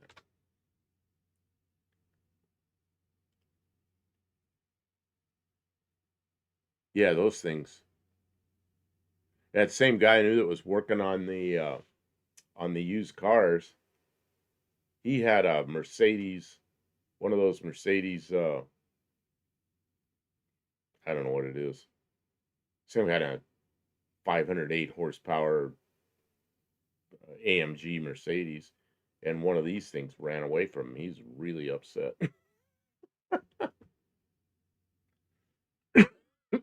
No, it wasn't.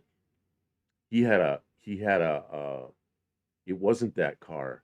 He had a Chrysler 300 with a Hemi in it, and one of these things just flew away from him. He couldn't even begin to catch it. He was really upset about that. That might have been why he bought that Mercedes. Uh, could you let's see? Glad I have the sound turned down on the TV, but on the screen side by side. Looks, but yeah, I It's don't a even want debate. I don't even want to know about it. Yeah, They're bunch of debating. bozos. Uh, Can you believe those people are in control of oh, our country? could just not go there. Uh, let's see. CTS sedan is my favorite Iceman. Did you get the Dean? Did you get the V one, the CTS V there, or just the CTS?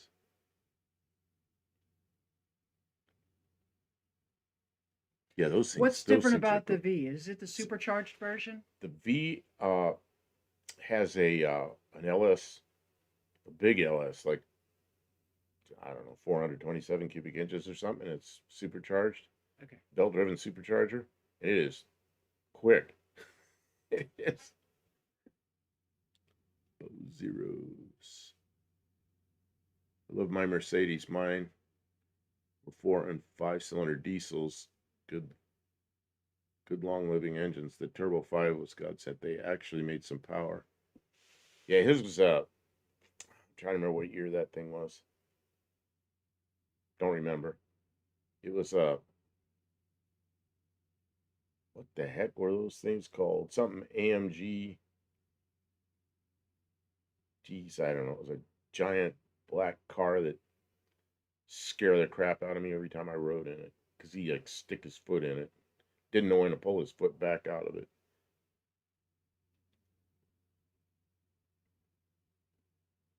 NEV Cadillac has performance options. The first CTSV was the Corvette engine. Oh, no blower. Okay, the second gen had the blower. Yeah, that's the one I know. If you change the pulley, you can get 600 horsepower out of it right up. That's all you got to do. Got my black rust inhibitor that Joe told me he uses. Found a bunch of Scotch Brite pads. So when I get the wiring take, taken care of, I'll be ready to start painting. Yes, it was yeah, right, 63 AMG. Tim, I used some rust inhibitor. I chiseled the seam sealer out of the driver's side drip rail and painted some rust inhibitor in there this week because it was leaking into the headliner when it rained because the seam cracks in the seam sealer were picking up water and holding it there. So, yeah, getting rid of, seal it out, brush it off as much as you can. Oh man, breathing in all that old rust and dust and dirt, primer, miserable, but that's how you make them last.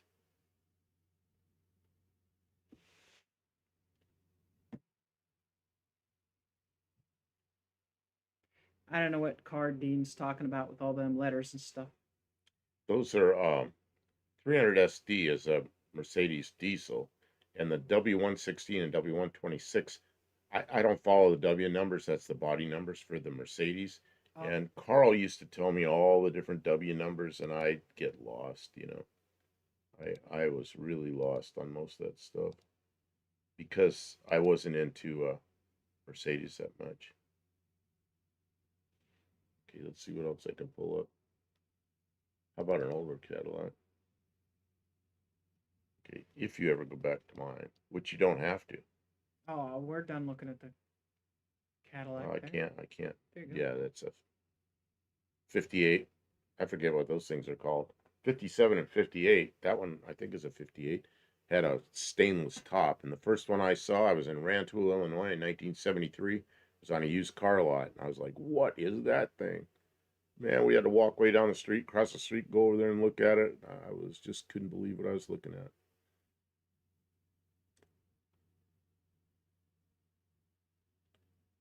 450 SEL and 380 SEL with a 3-liter 5-cylinder diesel. I remember driving the 450 SELs when they were new or very new cars, and they were pretty nice, but now they feel like giant boats. Carl had one of those things around a 450 SEL, and it was kind of worn out, big boaty feeling car, and he had it around for a little while and then got rid of it. I remember going around a corner and leaning and going like, okay, this feels like it's worn out. It smelled like wet horsehair inside. Improve the drag coefficient, Kim. Got another 1 mile per hour top speed out of it. Yes, now that's slick I and was not all old and cracked and yucky. I was looking at the drip rails on the truck. I think I'll scrape that out. It's all dried up. Oh, here I can go to yours, Kim. Let me see if I can go to Did you yours. take pictures of the drip rail? I may have gotten one. Let me see. Let me see. Did I get one of the drip rails? Oh, I don't know if I did. Drip rail's not that I'm a interesting. dummy if I You were didn't. mad about the drip rail because the paint I used was didn't match. He didn't like the way I didn't blend it. I just used a. Butchered it. I don't think I butchered it. He thinks I butchered it. Okay, it's You could see the line. Yeah, you could see the line. it's like well where it's all painted up here. There was a rusty business down in there. She scraped all that seam sealer out of there cleaned that all up and I put chiseled it all the way down to the bare metal, rust converter and everything, and and made it better. then top coated it so it doesn't get any more. And then I have to put more fresh seam sealer in it, and then I have to paint it again. So One of those 6.3 Mercedes passed my 64 Ford one time, and that Ford he had good top end for a big old boat, and I was going, I don't know, as fast as the car would go.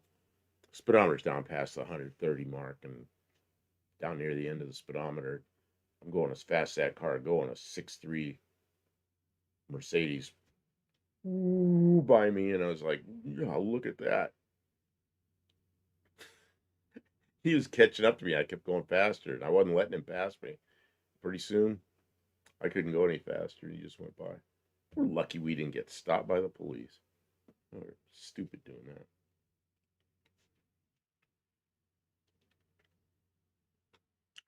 One 137 top speed, but quicker than the 450 SCL 6.9. See, Carl was telling me that, and I was probably going 131, 132, something like that, and he just rolled on by me.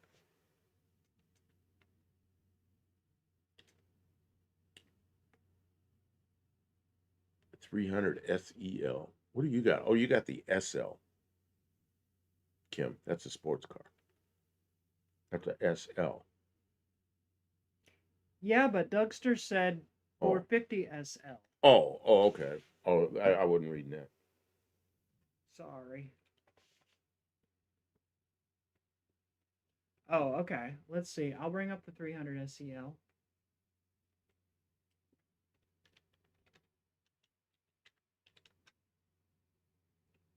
Oh man, That one right above my head. this one or this one?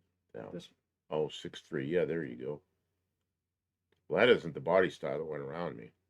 Body style that went around me is like that one. Looked like this one. looked like that, but it said, I forget what it said on the back. Wait a minute, 6.9. It just had a number, something point something. Must have been 6.9. That thing just rolled by me like I couldn't believe it. Because on the road, nothing went by that Ford. Just because I was stupid and I go fast. I was young then. You know what got me to quit being stupid in the car? I got my pilot's license. Then I was allowed to be stupid up there. And a couple of times I went, scared the crap out of myself. I'm like, I won't do that again.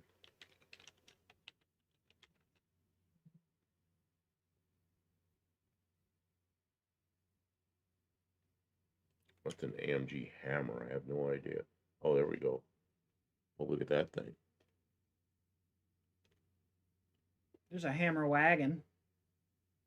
Now, Carl had one of those. If you scroll back down a little bit, Throw back up, you mean? yeah, whatever. Yeah, that one that's right above our head, that black one. Carl had a car that looked like that, but it was a V12. It had little V12 emblems on the C pillar, and he let me drive that one time.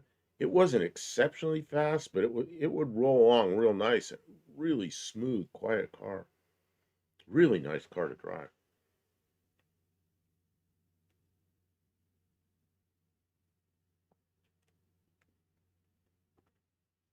Mercedes, we're way out of my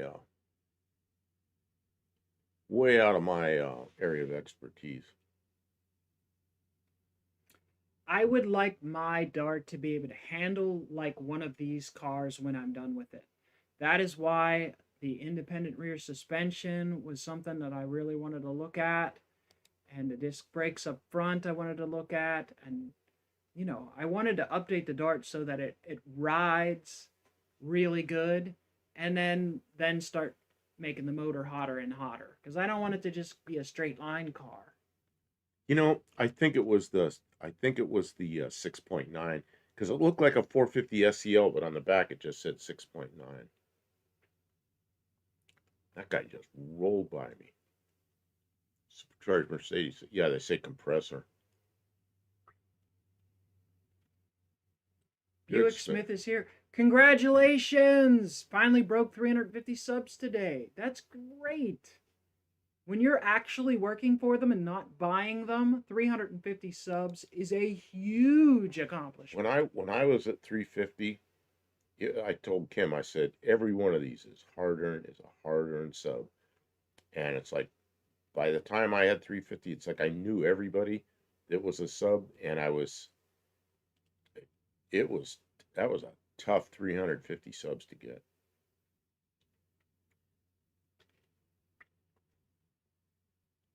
Hard to stiffen light, car IRS, and better camber adjustment on the front. Yeah, I know how to set up the front end. I think would be okay there. The and that whole narrow rear end we have for the back, I think that'll be good. What are you doing with that Vantage, that silver Vantage there, man? That's a crazy looking car, isn't it? Someone said the Aston Martin Vantage V600 twin supercharged and intercooled. Imagine when that thing breaks down halfway across Arkansas in the middle of the night, Yeah. and you need a part. No, you're towing it. You're flatbedding it. You ain't even towing it. And if That's you why can't afford to that's flatbed at home, you should have never bought it in the first place. and that's why I really like older Corvettes, because you end up halfway across Arkansas in the middle of the night, and you break down. You just go to the nearest parts store as soon as they open, and you buy a part for your small block Chevy, and you're rolling again. Dougster, I'm surprised you're only at 206 because I enjoy the content that you make, and you're a very well spoken person. I think that will take you far if you just stay with it. It does take time to grow, though. About the Barbus Edition AMGs, even Top Gear said they had Too much torque. How is there no such thing? well.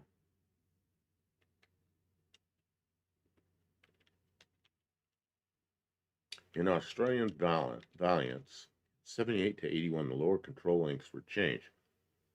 Chrysler Highland Park found these the best handling Mopars in 78. Well, that's a crazy looking car, isn't it? Lower control links were changed. What would he mean by lower control links? Lower control arm? What I would call a link are the things that go to the sway bar, but I don't know what he's calling links. The sway bar linkage, that's what we always used to call links, but I don't know what he's calling links. He could be calling the lower control arm and strut rod. Not sure.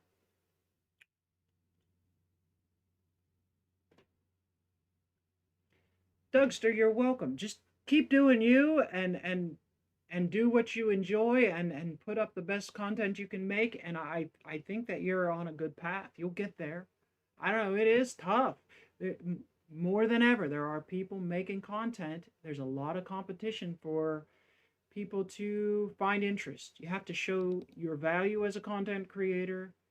Um, yeah, you have to satisfy the value proposition. People have to believe that they are going to get something in exchange for their view, for their time.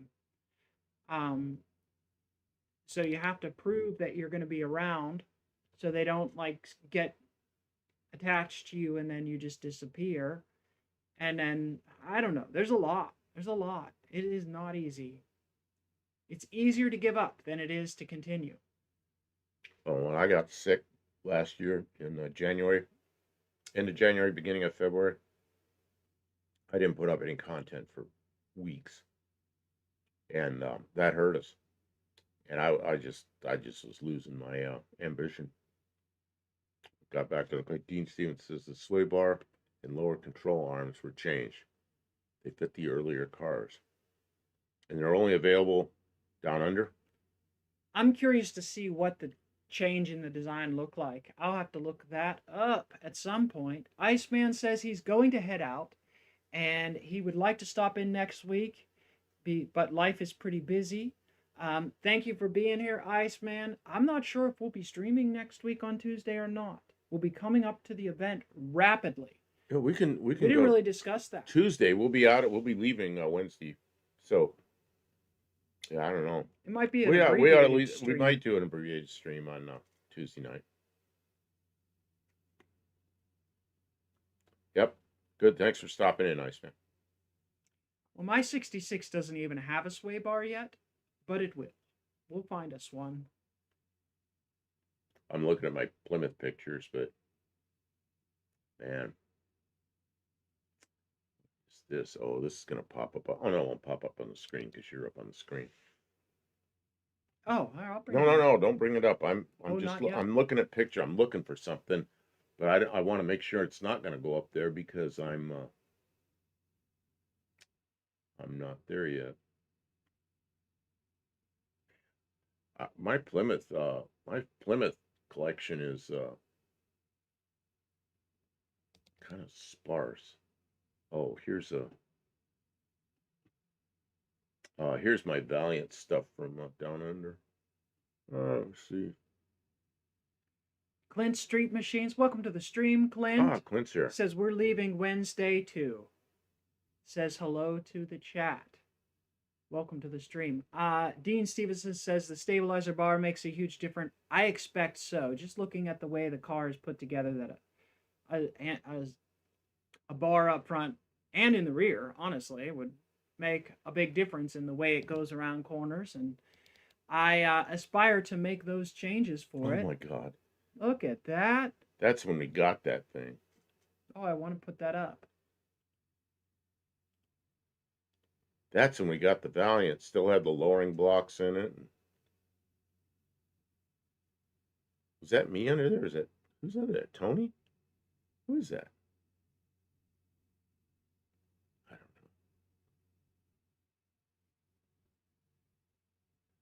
know. Anyway, that thing is that has come a long ways because now it's driving.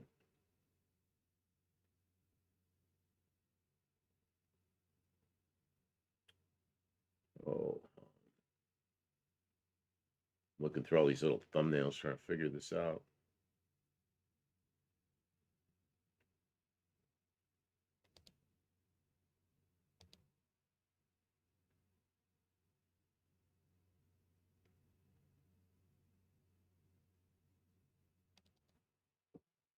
Yeah, that's it. One with an LED in it and the other with a whale oil lamp. Yeah, Stubby's. It was Stubby. Yeah, that was Stubby's. That was right after it was Stubby's. This is after we had it for a while and got all the lowering blocks out of it and got an engine in it and got it driving.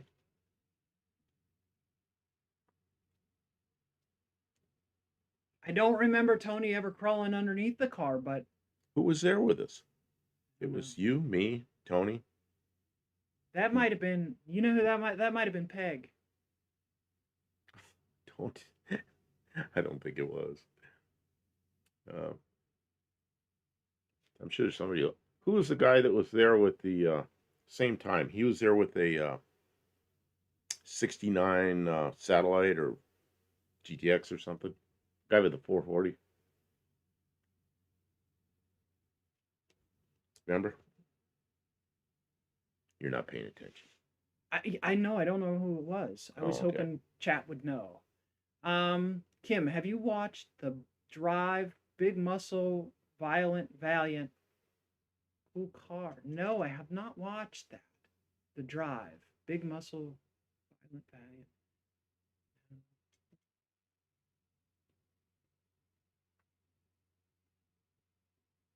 Is it This is before or Stubby? after? I never saw Stubby at Tony's. I No, never ran into Stubby was Stubby. never at Tony's. Yeah. Stubby was working in a sandwich shop way, way, way on the other side of town, as far away as you get, and still be in Murfreesboro. And I went over there and met Stubby and bought out his part of it.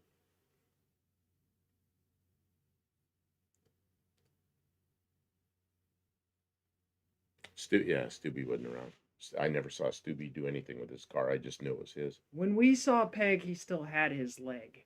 If He he did. had come back, he would have Oh, got his leg off of Tony. So Oh, that hole. Allegedly. We don't know that Tony took the leg. That's Tony that's denies it. just a whole. That's just a whole thing. Nothing. No reality there. The car pushes in the corners you want. Less sway in the front and more in the rear. It pushes in the front. Just thinking about this. Less sway bar in the front. That car doesn't handle too bad. Well, Like, I mean, I'm not hot rod. your car doesn't. You're not even up the point where sway bars are going to make any difference. We got to get this loose inside of the steering. Although you say it's a lot better than it was before you replaced the idler arm, it's Way better. it's still it's still not good. It's And okay. yeah, just it needs something. You And know, it's not the point where still gonna send it. sway bar is going to do anything yet. And then if you're like Tony, you take all the sway bars off and just throw them away.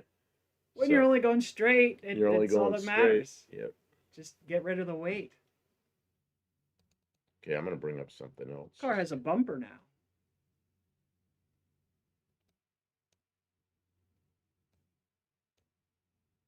Yeah, I want one of those. What's the other one?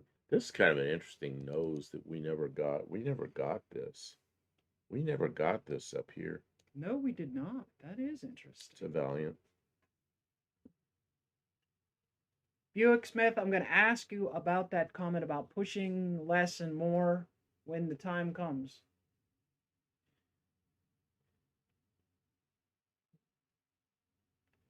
And 6 Volitia Productions has a cool vid of an old Valiant on a dirt rally course. Oh, wow. I'll be back in a minute. Taking off. No, I'm not taking. Going somewhere. I am going somewhere. Taking a break, huh? Well, and that's my Valiant. Like that was taken right after we got the engine running. The car's parked right now. Notice the Chinesium Autolite clone carburetor. That thing works great, by the way. I don't know how it's going to work a year from now, but right now it works. Oh, what's this one? Is this the same one? This might be the same. Yeah. Got some funky little air cleaner on it.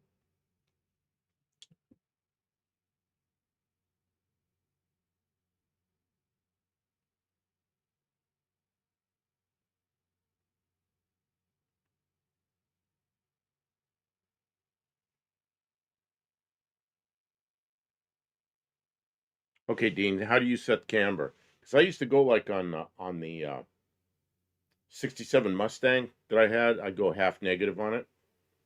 And then half degree negative camber, and then we'd set the caster about I don't know, about 1 degree, something like that. And it was a street driven car, and we didn't want any big tire wear problems or anything, but that seemed to work really well.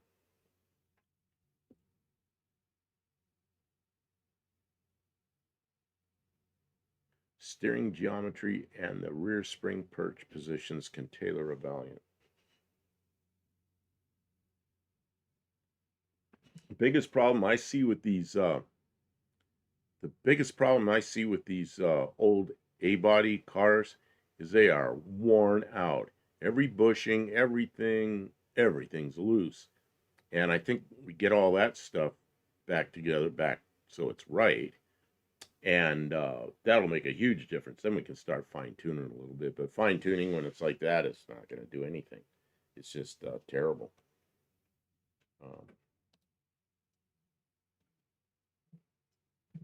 Kim is back. I'm not back. You didn't see. Oh, you're not back? Oh, you're anything. leaving?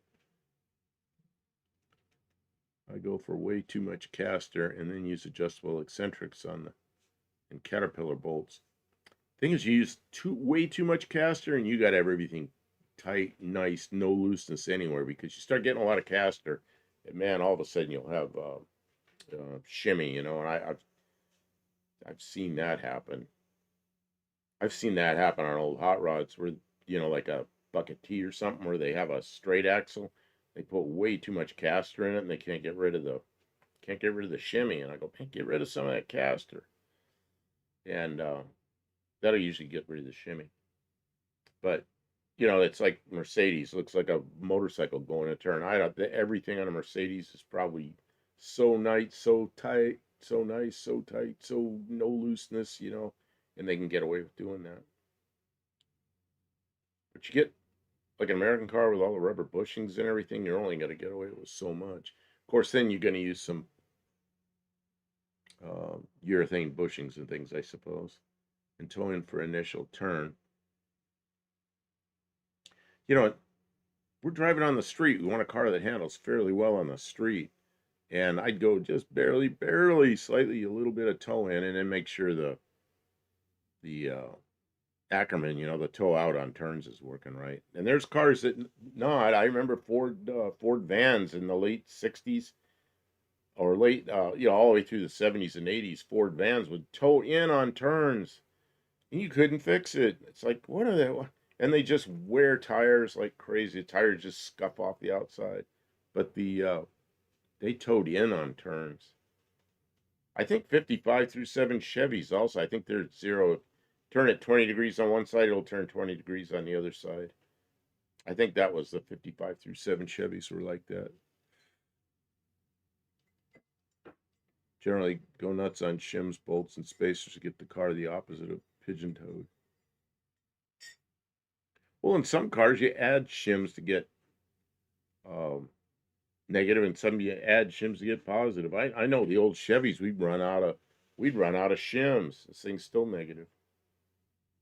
And they're just setting a car up for somebody that's street driving.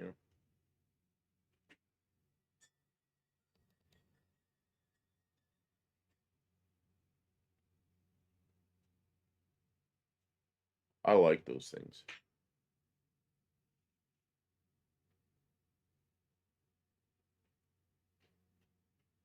Yeah, bump steer. A lot of people don't really understand bump steers where the toe changes. The actual term for that is toe change under load, because when the front end goes down or up, it changes the toe, which is, man, 67 and 8 full size Buicks, and I think Oldsmobiles as well. But I know the Buicks were bad for it.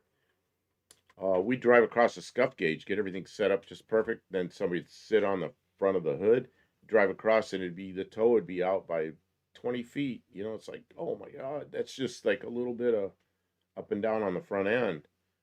So, and what the guy I work for, we weren't really supposed to do this. He'd heat the pivot arm and the idler arm, and maybe the steering arms, but he'd get the outer tie rods so they were parallel to the lower control arm, and he'd get rid of almost all that what he called toe change under load. Most people call it bump steer. A lot of new cars have 7 to 11 degrees of caster. My 71 GS is supposed to have around 3. Is it supposed to have 3 or is it negative? I know the Chevelles were negative, and the reason they did that, they had negative caster, and the reason they did that is because so many cars still had manual steering, and it made it easy to steer. I remember all those Chevelles from the late '60s had supposed to set up negative caster. I had a '66 Chevelle, and I set mine up positive caster, but it was really hard because we had like way too many shims in one end, not enough shims the other end. I really needed to unweld that piece that holds the upper control arm and move it, because mine had I had about 1 degree positive, but I had power steering, so I didn't even feel it. But that negative caster was terrible on those cars. That pick is what I want to be doing next year with my health special project, pulling my trailer around and having fun.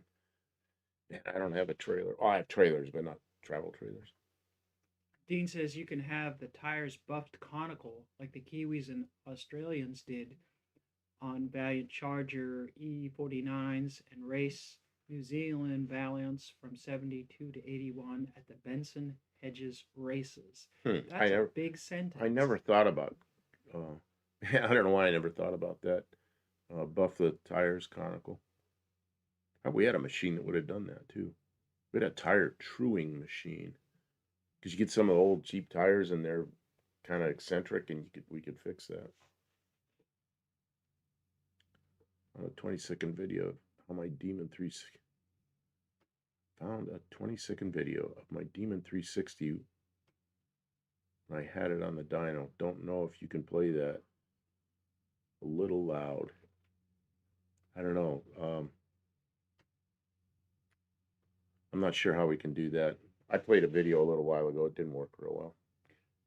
I could probably turn the sound on, but I don't know if anyone wants to listen to an engine roar on this stream right now. For American conditions, integrated Bendix, power steering variable ratio, steering box with 2.6 turns lock to lock, and reduce the assistance. Man, what do you guys think of like the old Chrysler power steering from the 60s, early 70s? It was like, it felt like there was a wheel bearing up here and it was connected to nothing. And the steering wheel just, I mean, it had zero feel.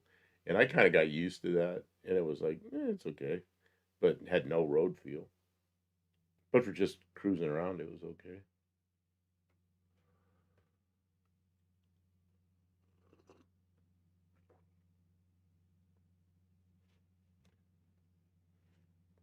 I don't know what I'm doing here, Kim. I'm just putting up whatever pictures I find that I feel like putting up. Okay. What's this one? Is that something we did? Or is that something somebody else did? I don't know. That's a bearing. Yeah, I know what it is. I just don't know if that was something we were doing. It's in my pictures here. My Plymouth pictures.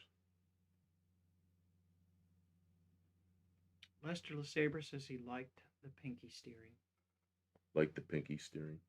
Tim, Yeah, that's about what it is. Pinky steering. Tim, if you want to send the dyno video, you can, but I don't know if we will use it right now. We might look at it and see what it.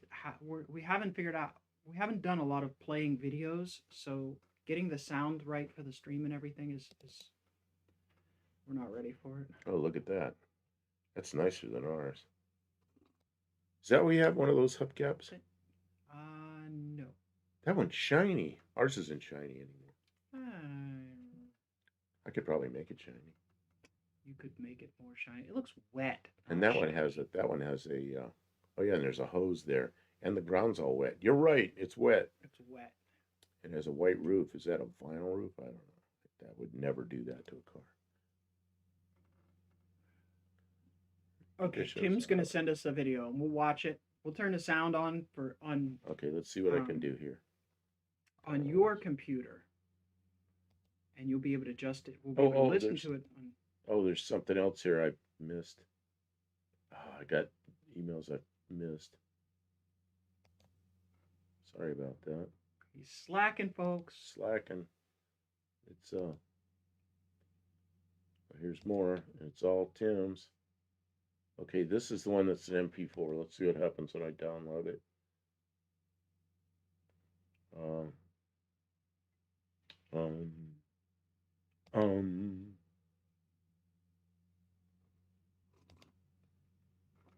Dean said that the Falcons, Holdens, AMCs, and later Valiant CL and CNAs had firm field power steering.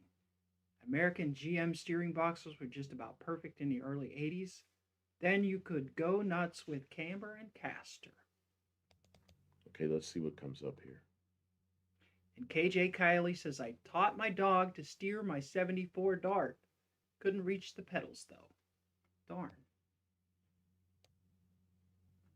So you should be able to turn the sound on your computer. Nothing happens. Well, first of all, make sure it's not muted down there. It's not muted. I just unmuted. Oh, there it is. It is playing. Okay, we're going to have to play it again. Okay. I got it. I got it. I had to crank the sound all the way up.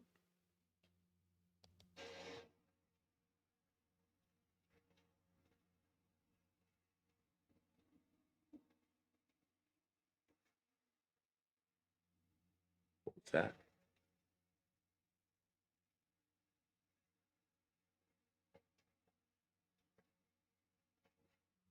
Sounds good.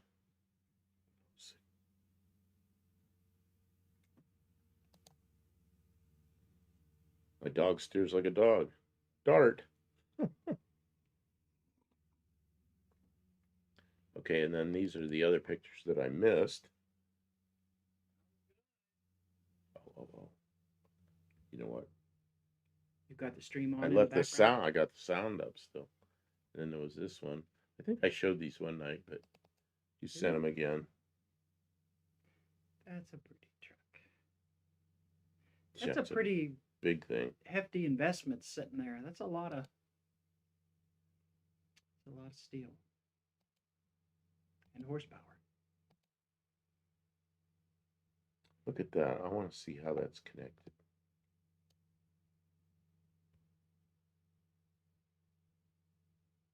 Very different than ours.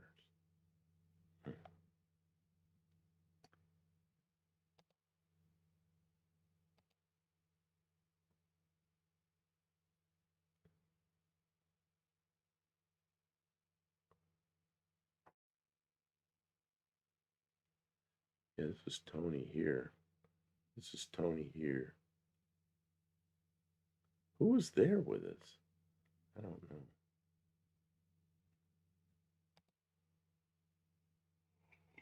Oh, there we are, the drip rail. We're back to our stuff. I'm pretty sure that's a picture of Peg underneath the car. It could be.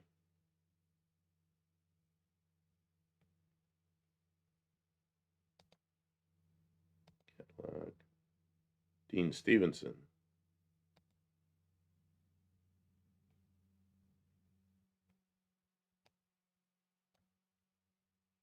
That actually looks pretty good, doesn't it? And it's not wet. I didn't even polish the paint. It just washed. Danny Boyd. You just come in, Danny Boyd. Good evening. If you didn't, I missed you. And Welcome to the stream, Danny Boyd. It says 265 Hemi. Yeah. BH Valiant Utility.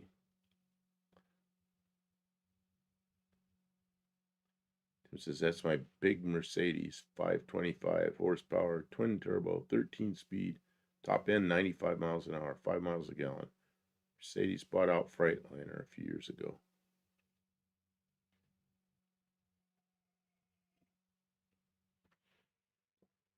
Yeah, inline Hemi. Inline Hemi. Hillside Hemi. Well, no, that's not a Hillside Hemi. So let's see what we got here. Oops, I'm running the mouse into something. Ran out of mouse space. Yeah, that's where Kim was fixing on this last night. She was up there like till 3 or 4 in the morning or something when I was sleeping. Like, why are you just coming in so late? I'm just trying to knock the rust down and put a top coat on it so that it wouldn't keep deteriorating. Because it's going to go up for the winter. It's just going to get parked. I'm not going to be able to work on it this winter. We cannot paint in the winter. We do not have a facility to do that. So paint and body work is going to wait till next spring at the soonest. So I just wanted to, I scraped the rust, literally scraped the scale off the rust, gave it a quick brush down, then a tack sanding, and then a tack cloth that then masked it. Then 4 hours. You put something on it that at least it's not gonna absorb water. Steal it. A little bit of Rust-Oleum spray paint, and that'll keep it from rusting worse this year. That's Dean Stevenson's picture from 1960. What else do we have? Oh, I just ran out of pictures. That's it. That's the end of it all. It's the end of it all. I'll have to put up something else. Like, oh, that picture's too small. Wow, that's a giant picture. That's too small. I don't know why I have a picture of that. I just have a picture of it. Here's an interesting picture, although he isn't here. Maybe he'll pop in. Jeff says he would like a V12 Detroit diesel to play with. Oh. That's a lot of motor. Polly wants a polyspherical bearing. You see that? You know what that is? That's a Bacatavo's car.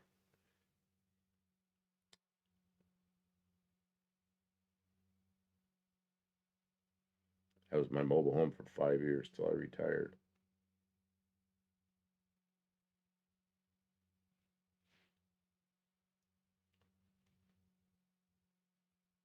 Oh, I'm trying to find interesting stuff to put up.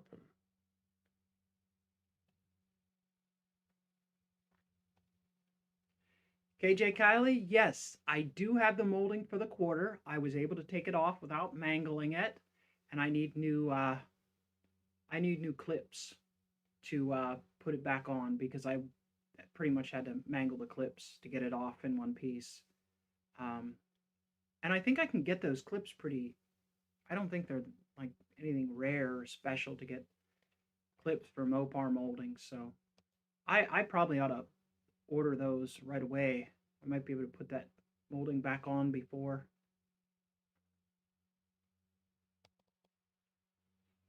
So here we go.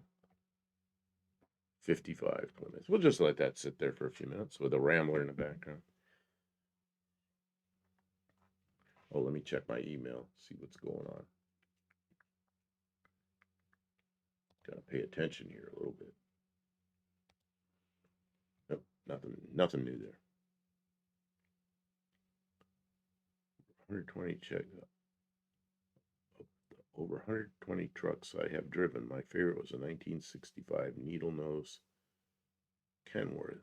Screaming Jimmy with triple stick brownie. Really?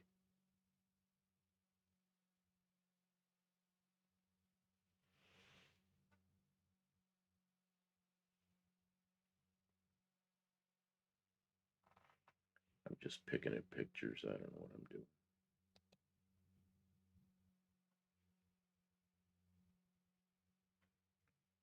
You don't know what you're doing. I'm What is just that looking at car on the pictures. screen? It's a 55 Plymouth station wagon. Do you know where it came from, or is it just a Just picture that we a like? picture I snagged. Yeah. Mm-hmm. What do we got here? Oh, these are fun. 59. It's a Fiat X19. Those are really fun to drive. They don't have any power, but it's enough, and they go around corners like a go-kart.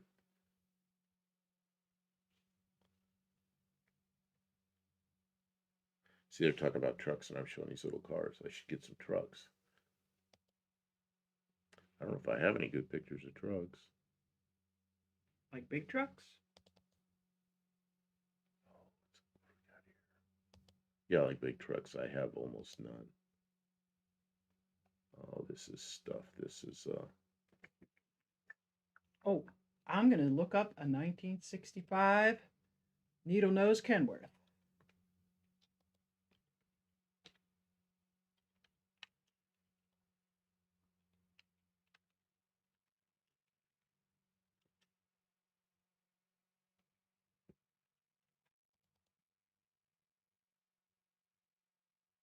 Mm-hmm. Mm-hmm.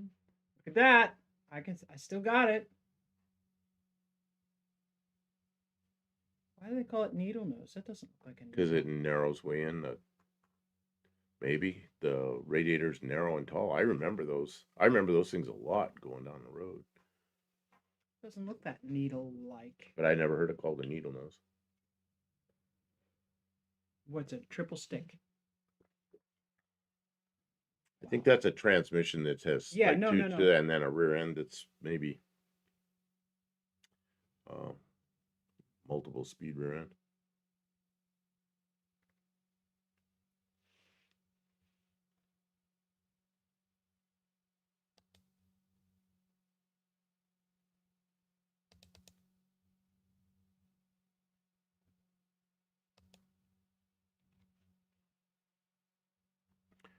And I drove it over the Beartooth Pass twice a day from Laurel, Montana to Cook City for the summer. It was fun, but it was hell.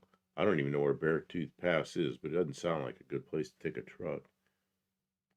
Like those Pontiac Solstice, sort of like a Miata. A Solstice. Yeah, I might have pictures of the Solstice. Yeah. Mike N is here. Welcome to the stream, Mike. He says, "How is everyone? Everyone, tell Mike how you are." It seems like pretty much people are doing really well tonight. I'm doing well, he's doing well, and it seems like the stream is doing pretty good. We haven't had any uh, tragic stories this week. I'm a fraction above fantastic. That's good to know, Dean. Um, Did you find a Pontiac Solstice? No, I don't have picture. You'd have to look that up. Oh, I I don't can have do just that. any file photos of I can do Solstice. that if I you're. have other. I have other Pontiacs, This but is not that. my Not lot the in life is Solstice. to. There's the Pontiac Solstice, and then the Saturn Sky, which were about the same car, although the Solstice Ah, was yeah. better looking. And then there was a European version of it. I forget what it was called. Just waiting on Auntie Francine to pay me a visit tomorrow. So there's a Solstice. I saw one of those with a LS in it one time. That was probably a fun car. Oh man. Didn't get to drive it. Yeah, because they have four cylinder, double overhead cam engine. I don't really know what it was. Yeah, there is a yeah. I think the yellow one there is Hard top. yeah. It's the one with the top. The one at the top had like two kind of was lower in the middle. Kind of cool looking, I guess. Hmm. I don't know Oh, why. I don't know why I I didn't will like look those up a lot. Beartooth Pass. Okay, look up Beartooth Pass. I already said I was going to do it. I said, yeah, look up. I'm just agreeing with you.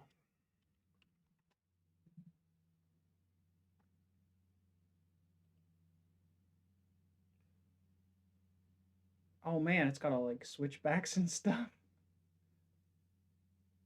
Oh man, I'm taking a You heavy load up took a that. big truck over that. What do you Whew. say? Twice a day. 60 Pontiac overhead cam, six sticking out of the hood.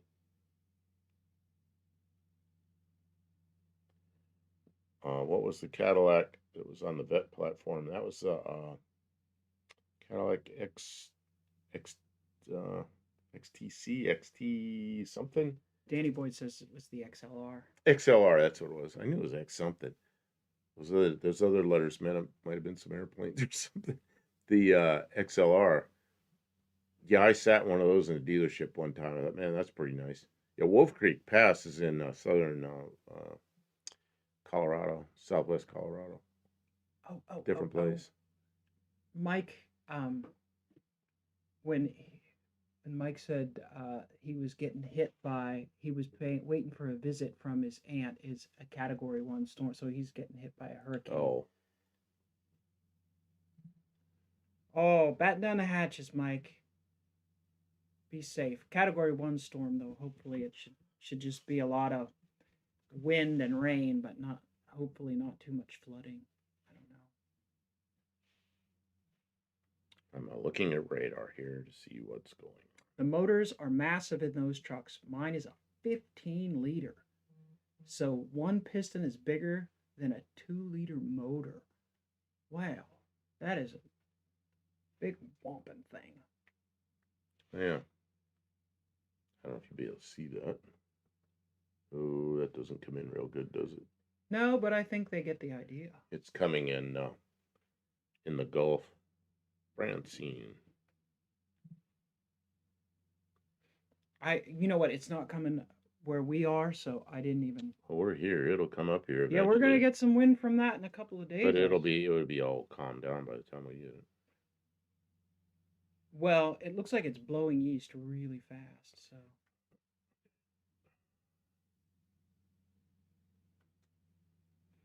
and Danny Boyd says Wolf Creek Pass is a song by C.W. McCall. It sure is, but it's also a real place.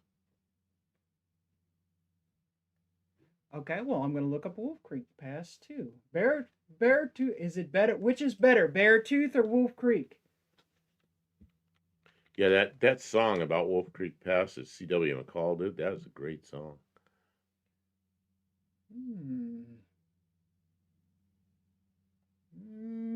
I don't know. The pictures make the Beartooth. Oh, this one looks bad though. What's that? That picture there looks bad too. I can't see it because we're behind it, I think. No, What? Where? over there, where my hand is. There's a. Oh, Like that hand. that I don't even very see a bad. road. Well, I think the road's up here. Yikes. Looks bad.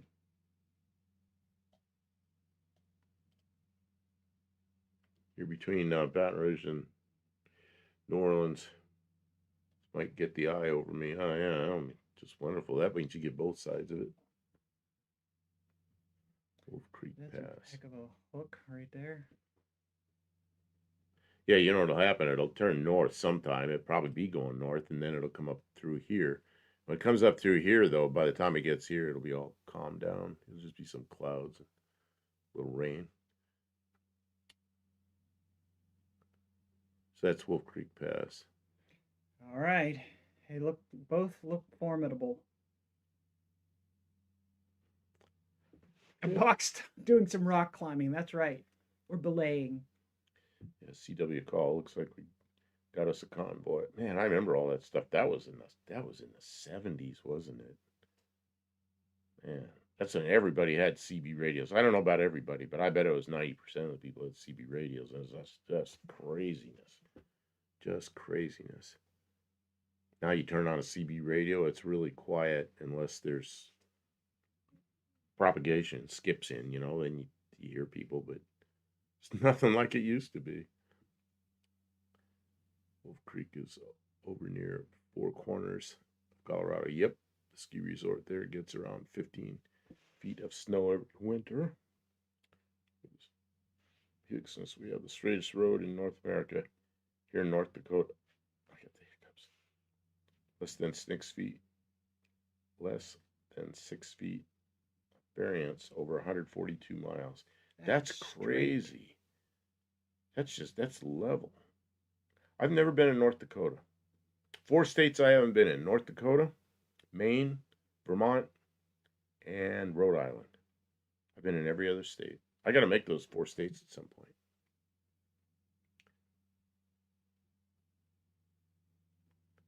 Long-haired friends of Jesus in a chartreuse microbus. Yep, I remember those words.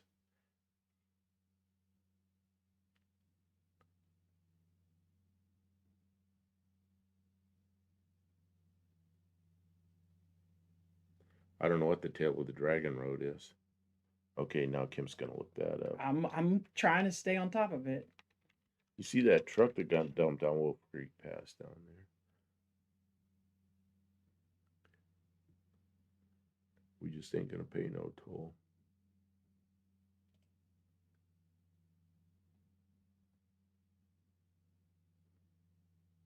US 129. I don't know where that is. Where is that? You got a map there. I don't know where it is. I don't know, but look at that. That doesn't look like a road. It's a wiggly line. Oh. You get those roads. It's in North Carolina. There's always some smart ass says they're gonna, oh, okay, and then they crash. You see them up the road further, and everybody's got to go around the crash.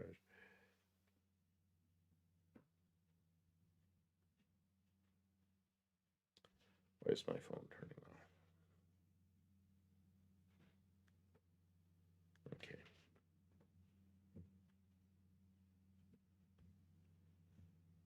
Yeah. Yeah, look at the Ferrari up there. Oops. Those are some pretty cool pictures. Oh, that's a new Corvette. Not anymore.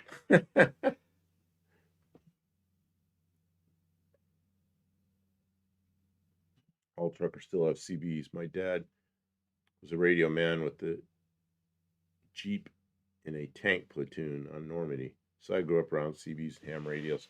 Yeah, see, I'm trying to get back into it again. I got some CBs around, and I got to go take my test. And you know what? And of course, you know how it is. When the test is scheduled this month, the same time as No Name National, so I'm going to miss another month. So maybe next month I'll go take the test and get my first ham license, the technician license, and then right away I can't leave it at that. I'll have to upgrade. And of course, CBs, you just free for all. It's fun.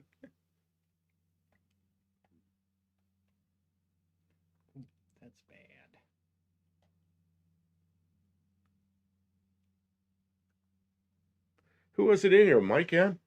I think. Excuse me. Excuse me. I think it was Mike N said he was going to go listen to number stations or maybe the buzzer or something. I had to go look up that buzzer, and I've heard it now. I found it on YouTube. I think it was Mike N talking about that, but I'm not sure. Correct me if I'm wrong. I still use run a CB in my daily 85 FJ60 Land Cruiser. I got one in my Mazda. Sad thing about the Mazda is, man, it affects the electronics in the car, and the electronics affect the CB. It's like, why do these things have to conflict with each other?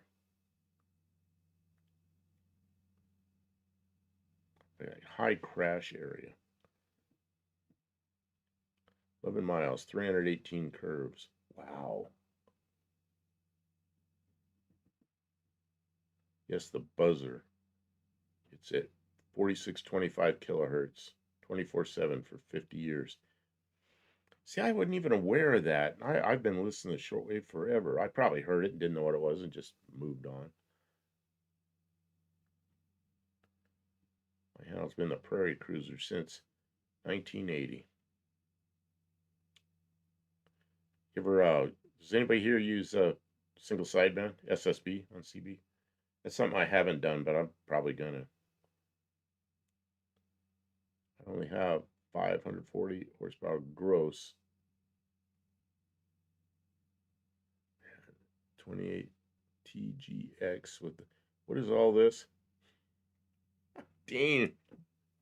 With an inline 15.2471 liter. The SEC wants to reallocate and change CB frequency band. I don't know. You know the problem with the FCC. They became a big political mess. They can sell frequencies, and that's how they earn money. And CBers and amateur people, they don't contribute anything except the CBs don't contribute anything, but the amateurs contribute their license fee that's good for 10 years. There's no money in that. So, yeah, it's just follow the money trail. I hope they don't take it away from us. Every now and then the buzzing stops and an announcer comes on and gives coded messages. Isn't that weird?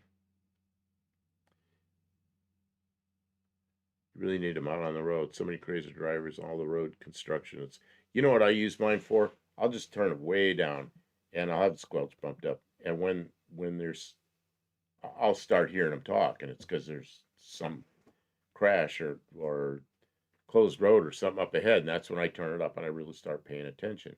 And the truckers will tell you all about that stuff a mile or two up the road. It's pretty nice. SSB is like FM, I think. No carrier. SSB is no carrier. FM is frequency modulation instead of amplitude modulation. So the frequency changes instead of the amplitude. So FM is always the same power. So if it's 4 watts, it's always 4 watts, whereas AM, as it changes the amplitude, so the power goes up and down. Single sideband's like half the carrier and no carrier. So it's there's an upper sideband, a lower sideband. It's just I have a sideband radio now, but I haven't used any sideband yet. We were going to put up an antenna. I got the mast built and everything. We just haven't put it up yet because there's poison ivy all growing right where we're going to put it. That's a deterrent. We were talking about that last week. Single sideband is half an AM transmission minus the carrier signal. Exactly. You explained it way better than I did. I used to know that. Never had a CB rig with any sideband. Yeah, it's just neither did I. And now I have one in my car that's AM FM. Got a new FM one. But in my base station has sideband. I just haven't used it yet. Beast of Turret. Yeah, it has a 28.4 liter 4-cylinder. Oh my God. Mike N says bingo buff. You must have. Oh, he's bingoing you as incorrect with the sideband AM FM explanation. Radio's a lot of fun. Even just DXing with an AM radio. Yep. beam. It would pull my 80K loads anywhere. Never had any issues with hills. Only ran at around 65 mile an hour for my fuel mileage, but I could run with the big boys when needed. You still need a real long antenna like the 70s. You know what? No, you don't. But the 102-inch whip for CB works better than anything else. It's a quarter wave antenna, and that's yeah. I mean, it's a pain in the ass because you hit trees and wires and stuff, which is not good. But uh, yeah, still need to match the antenna. Yep. Yeah, I've got a pretty nice thing meter that has.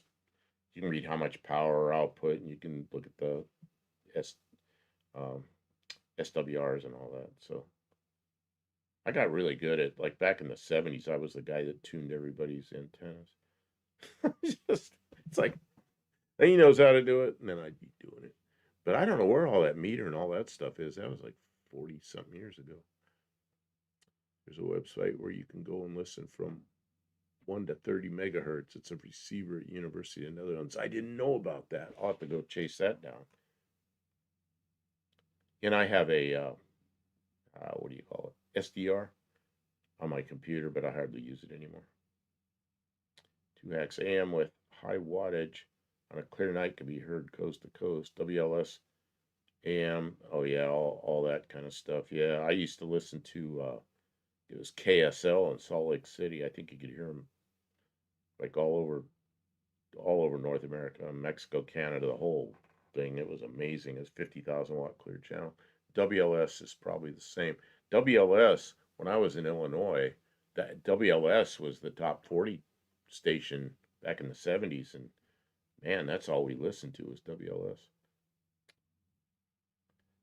Like, put an auxiliary Vertex magneto on my engine. Keep the coilover plug solid state and switch over to Vertex. I'm not sure what that is. Yep, the 102 whip is still about the best you can get for a mobile setup. Yeah, my 64 Ford, I had a 102-inch whip right in the center of the roof. So for a car, and of course the car was the ground plane, so it was uh it was pretty much omnidirectional, and it was what a nice setup that was. But it was kind of silly looking. I mean, then it looked okay. Now it looks like a remote control car. Uh, when I was pulling in Detroit station Cincinnati on FM. FM. Summer night will skip happening. Yeah, I do listen to shortwave some, but nothing like I used to. Google. I had if you're old shortwave listener, I had a Hallicrafters S38 um, E. Yeah, look that up. Hallicrafters.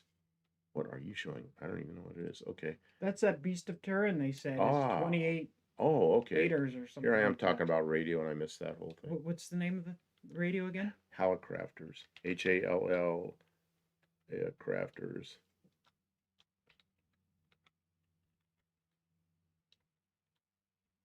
Hallicrafters S38 E. S38E. Oh, you put like all the S38s, you'll never get it.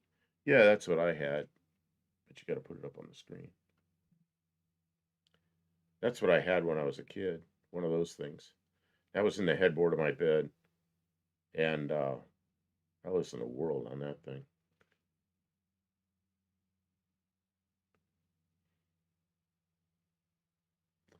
Yeah, Ringway Manchester. Yeah, I listened to him. Sure do. Also, there's a guy. His channel isn't real big, but Mower Junkie, like a lawnmower, Mower Junkie. That guy builds his own antennas and everything. And I just finished building an antenna. I don't know, a month or so ago. We haven't put it up yet, but it's a Mower Junkie design that he tested and everything. It worked real well and it was cheap to build because I had all the stuff. I used three 102-inch whips to build it. Ah, Tavo's here. Oh, Tavo's here. I should put up his stuff again. Let's see, this is getting ahead of me. Also, there's a website with the well-known broadcast schedules, all number stations. Ah, Hallicrafters tubes in that bad boy. Yep. See, and that's the thing. They had all those transistorized, those little transistor shortwave radios, and I wanted a real radio with tubes in it because I got that in 1967 and it was made in 64. So it was a 3-year-old radio, and I bought it from a guy up the street for $40, which is a lot of money then. And then I carried it home, and it was heavy. Put an antenna, put it in the headboard of my bed, and I just had a wire antenna. It worked great. WLW, man, Towel from the guys who helped invent Australia. Tim says, Kim, do you still have KDKA AM radio station in Pittsburgh? We did last I checked. I remember listening to KDKA for news and weather in the wintertime. They would always have the school cancellations when I was a kid. And sometimes talk radio when I was older, but I can't think of why I would have tuned into KDKA for a very long time. Talk radio used to be fun because they weren't, but now it's all just, it's politics and everybody arguing. I'm not gonna watch. I'm not gonna listen to that. Or it's religious stuff in some other, like Spanish or something. I don't want to listen to that. The politics I didn't mind listening to is like propaganda from communist country, and you turn them in and go, you had to listen to it for a couple minutes, but you figure out who it was, and then, oh, okay, I'm listening to Russia, or I'm listening to Cuba or whoever, and then you move on.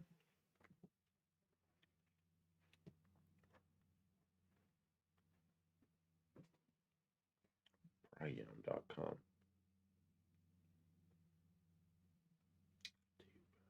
Move back. Oh, Short break. KDKA used to go halfway around the country. So they used to have clear channel AM radio on the AM radio dial, 50,000 watt stations they were clear channel. There was nobody else on that frequency. But then they started allowing a few other stations that are high powered, like there'd be a clear channel on the West Coast and a clear channel on the East Coast. They step all over each other. It's not like it used to be. Yeah, most radio stations suck anymore, yeah. I just guess we need to tune in. Adam Carolla. Yeah, I don't really want to watch that. Yeah, Bruce Williams. Talking it. Does anybody remember a thing called the Nightcaps? The Nightcaps out of Salt Lake City. That was an all-night talk radio thing, and weren't allowed. It's like here, no politics, no religious stuff, and he just talked to people, and you had 5 minutes, and it's just conversation, whatever's going on in their life, and then he'd pick up another call, and it was pretty interesting. I'm gonna pull it on some of these pictures. Oh yeah, I'm gonna leave that one up there, but I don't know how to swap it out. When Kim gets back, we'll swap it out. Yeah, Larry King. And Art Bell. Yeah, of course. I listen to satellite radio, nothing else. You know what having a satellite radio is? I just got tired of it. I quit paying for it. What do you want? Because can you swap up to this? The Tavo picture? Yeah, because Tavo came in. I'm just gonna put that up there. There, I just did that for Tavo. That's all. For Tavo, that's all. Yeah, I think Art Bell was better than George North. Art Bell just he's what made that whole thing, Time is it? It is 9:44.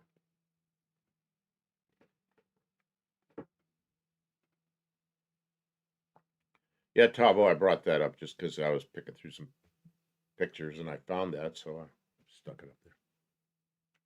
There's KMHA here in North Dakota on one of the reservations. They always advertise they are pushing over 100,000.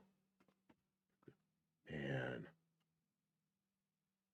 I got to take a picture of this. I got to chase this down because nothing in the U.S. is allowed more than 50,000 watts.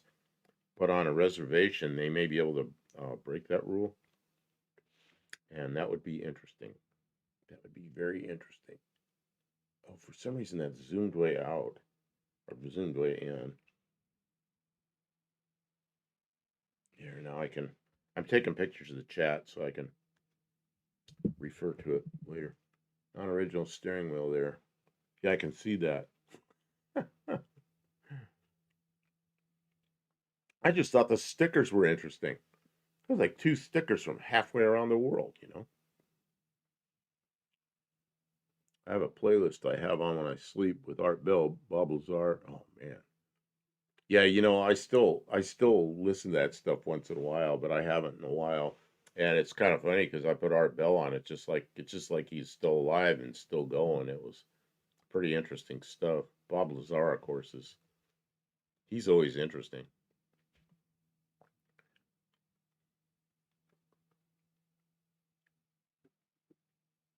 Bob Lazar's got a pretty interesting business. I think he's still got it going. It's like a scientific store where you can buy crazy stuff like uh, rare earth magnets and all kinds of crap. And it's a pretty interesting little online shop.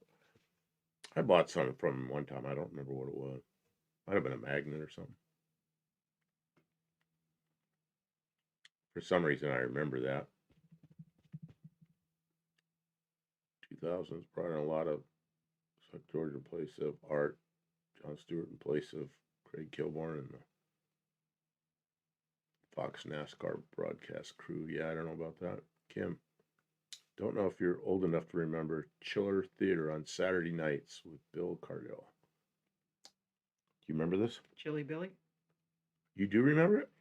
Mm, a little bit before my time. Yep, scientific supplier. He sure is. I don't know if that business still going? Bob Lazar's business? I know who you mean, but I wasn't allowed to stay up that late. You weren't allowed to say you're young. If you just share a little more of that element 115, be a CG unless he shares. Um,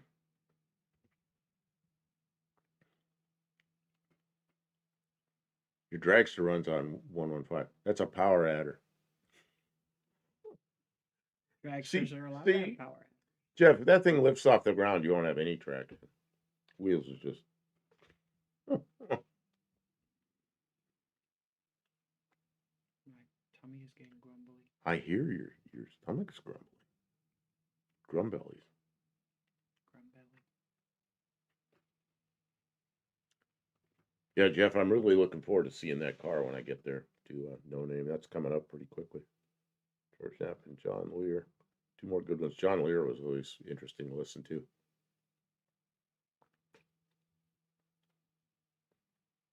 Chilly Billy, Terminal Stair, the Castle Prankster. That's what you call him, Chilly Billy, right? Power Outer, Puff Adder. I think he started around 1960. Yeah, see, I was on the West Coast. I was a little kid then. I remember listening, watching Gunsmoke and the Whistler on the radio at my grandparents' house when I was a kid. Wow. Gunsmoke. See, my brother, a year younger than me, but he watched all the old westerns, and I didn't really care about them. And so that kind of Gunsmoke, that kind of stuff was always on. The names of the shows are Gunsmoke and Maverick, and oh, what were some of the other ones? I don't know. He was always watching that stuff. So much is really a short stroke 406 with 115 of elemental augmentation. I'm back for 30 seconds. 30 seconds. We're timing you. My original plan was to paint it like the Saturn V rocket for the Apollo 11 mission. Man, I had a model of that thing. I built a model of the whole like the third stage on up, and it all came apart, and the what do you call it? The lunar module and the command module would hook together and all that. You remember that stuff they put on ceilings at cottage cheese looking stuff? I always wanted to put the moon lander there in my bedroom and have it stuck there like it was stuck on the moon, like it was sitting on the moon.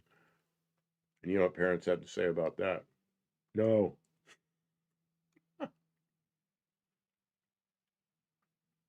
Danny boys, I remember DXing shortwaves on my mom's grandma's old console radio sets from the 30s and 40s in my grandparents' basement in Pittsburgh. Churchill Borough. You know where that is? Do you? Yeah. I think your mind's somewhere else. Yeah, popcorn ceiling. Wouldn't that look good with a lunar module parked on Um, it? Colleen is here. Oh, Colleen, I miss Colleen. Welcome to Oh, the there you are. stream. Yeah, I missed her. Sorry I about that. remember watching Gunsmoke on the black and white television in my grandmother's side TV room. It wasn't in Churchill Borough though. I'm amazed how many people in here were into listening to shortwave and DXing. I'm just amazed. Because normally I talk about that stuff and I get this blank look like nobody even knows what I'm talking about. So I just shut up. But in here, so many people are into that or were at one time.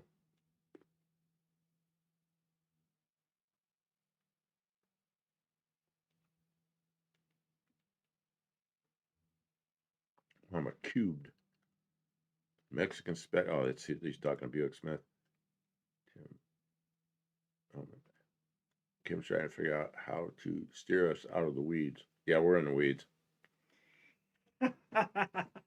I do that. I I think do we're that. so deep in the weeds. I do that with airplanes, and pretty soon she's like, We're 3 hours in. You're allowed to be in the weeds.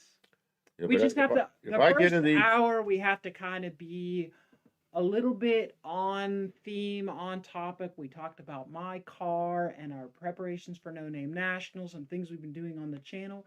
But from there, it can go off the rails. What the heck? We're having fun. It's supposed to not just be about us. So, oh, he's been in Kiwis. Have you been in Kiwis? That's where he was. He was in Kiwis. I thought he was out watching the debate. You've been in Kiwis channel. Tell me about your antenna. My antenna right now. Kiwi doesn't want to stream all night. You go. He wants to be done. Give him a break. Mine is a mast that goes up just up the side of the house, just above the roof, and it's a bunch of chromoly tubing that I welded a bunch of sticks together. So it's a little bit, but it'll be okay because we'll have it attached to the side of the house.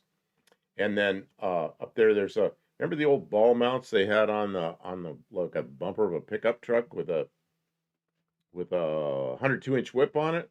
Well, I got the 102-inch whip without the spring, and then I got 202-inch whips that are uh, for a counterpoise coming down like this on the sides. There's just only two of them. Mower Junkie did it. I thought I'd need three of them, at 3 or 4 of them for to have a like a ground plane thing. But Mower Junkie did it with two, and it worked really well. And I already had 3 of those 102-inch whips. I just built it like that, and I made the base, braced it all together, and so the whips just screw into it, and then And then it's been laying next to the wood pile but all summer. but it's yeah, but we had big poison ivy patch put in, but it's the business end's all covered up with plastic, and the whips screw in there, and they're in the shop, so I'm not concerned with it. Um, yeah, I'm not. Yeah, I wish Kiwi would do Monday night too, because I'd be in there. Quarter wave dipole. It's not a quarter wave dipole because the driven element is a quarter wave that's straight up. The counterpoise is two quarter wave whips that are kind of hanging down at a like about a 30-degree angle. Let's see the other debate. They let you back in Mexican spec. I knew if OJ left, he'd be back. My old bosses had the record for how quickly he got his top radio license. That's what'll happen to me as soon as I have the technician. I'm gonna want to operate on the other frequencies, so I'll be like, there's only three levels now. It's technician, general, and amateur extra, and I'm gonna upgrade. I'll get this next comment. Yeah, I see that. That's Buick to you. Smith asks if I ever do anything with my other channel, and the other channel is silent because I have an agreement with Buff Del Campo that I don't really do anything with the other channel right now because it is kind of in conflict with that. So while I'm here in Tennessee, we just work on Kim Fixes Things. Kim Fixes Things a good channel. Yeah, you can see my other channel at Kim Fixes Things elsewhere on YouTube. I think most of the people who are here know about that channel, and we pretty much just some my side projects and stuff go there, but mostly we've been focusing on the Buff Del Campo channel because um, we're hoping that to grow our community in this location so that we can. I know it sounds really petty, but we'd like to get monetization, you know, an income. I know, it's greedy of us for us not wanting to be poor, but I promise you, we will always be poor at heart. Well, this is how serious I am about it. With this on the lives, I don't monetize it until after we get off here. Then I monetize it. So if somebody goes in and watches some of it afterwards, yeah, they're going to see a commercial. But I don't want people interrupted with commercials during the live, so I don't monetize it. And then I'm also want to respond to Mike N here, and we're going like crazy here. He says he made a 13 element Aggie when he was 16, and I was going to ask what frequency, and then he answered it. He said 2 meter, and then Mexican spec is taken off. What happened to Mexican spec? By all, huh? What happened to Mexican spec? He said he had to go. He had to Oh, go and work on his. He had to start and move his car. oh, okay. So he probably I had to thought leave. we upset him. Okay, Thank you for stopping in Mexican spec. He's gone already. okay. He's I going to just work on his car. I just replaced disintegrated tank to hardline and hardline to fuel pump hoses on my truck yesterday. Changed the coolant out too. Good work, Danny boy. Kim's been working on these fuel line issues too. A lot of fuel. Why is it fuel? It just goes all over and stinks and makes a mess. No one got time for answering Q. Questions. Oh, questions. Okay, I don't know. Yep, I'm subbed to them all, Kim. Oh, so Buick Smith subbed to all of them. Thank you for your support. Okay. I don't know if there'll be anything more content wise from my older channels. The early one. Okay, Buff, you might like the channel Dark 5. Don't know what Dark 5 is.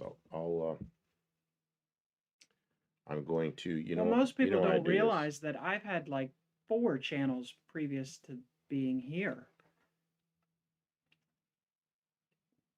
Okay, taking pictures of the chat so I can refer to them quickly earlier. But I wanted to get that Two Hacks had on there. Channel Dark 5. Okay.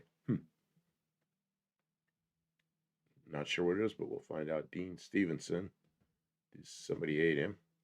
So, oh, I gotta wear that sweatshirt again on here. The Alien Invaders. Space Invaders. I love it. Alien Space Invaders. Ship. Trim for a superior reception. Always got myself trimmed for superior reception. Some of my best antennas have been random lengths of speaker wire. You know, it's amazing what happened just for listening to shortwave. Like when I was a kid, that Hallicrafters, I just had a wire outside that had to be hidden that my father wouldn't see. It worked really well. Did anyone not use aluminum foil on your TV's No. antennas to try and make it pick up better stations better? Oh, Tim wants to know about the vacuum leak on your intake manifold. I'll let you handle that one. Wait, Tim? Does your car still have the vacuum leak around the intake manifold? Probably, yeah. Well, I'll go a step further. When we got stuck that day, she was taking the air cleaner off and she grabbed a hold of the carburetor and it was like, it was all loose on the intake. It's like, well, there's your vacuum leak. I think that some of when I was spraying, the fan was blowing it over to the carburetor that was loose and it was sucking in there. So I don't know. We're just going to hope that at open throttle, it doesn't lean out that one cylinder enough to burn the piston. And if it does, well, that engine kind of needs rebuild anyway. So if it starts knocking, we'll pull over and come back and get the tow dolly and tow it home. We just don't have time to take the whole intake and exhaust manifold out. And I know you say like, oh, that only take a couple hours. No, it's 2 days worth of work to take the intake exhaust manifold off because it hasn't been apart in a long time. It's rusty. If something breaks, now we're stuck, and we cannot take the car apart at this point with an event 8 days out. So we gotta run it. I might smear some goop around it to kind of uh, temporary. I don't know. It'll melt. It's right next to the exhaust. So Colleen's taking off. thank you for stopping in. Take care. That was a short And visit. I'm reading, Mike. I'm reading everything about the antennas, but Kim's talking and they're scrolling up there, so I'm not Oh, oh, missing oh, them. oh. I'm not missing them. I'm reading it. But I get to the last one. He says, I had a G5 RV multiband antenna with transmatch. Used that to work 10 meters through 80-meter bands. So here we are in the weeds again. I always looked at 80 meters or 160 meters or something like you'd need an antenna the size of the whole, you know, half mile long. I don't know. I guess you got to run something smaller. I just recently looked a little bit about it, but I'm not going to be able to run that right off. So, and I don't have anything that goes to those lower frequencies. What I'm really interested in is the 6 meter.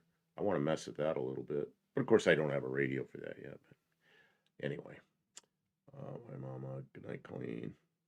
2X, I use a version 9, 6019 KJV version converted to theometrics, then back analyze it. What? I don't know what's going on. It's either above my head or it's gibberish. So we're too far in the weeds. Kim, how are you feeling? Now the transmatch keeps you standing wave ratio. Okay, CSWRs are manageable. What about the performance of a shorter antenna? I guess it just seems like you'd want quarter wave for bigger, but quarter wave that would be enormous. So I guess you wouldn't need that. I don't know. I also listened to some stuff on 40 meters, and that seems like a real interesting place to be. But I won't be able to go there till I get a general class license.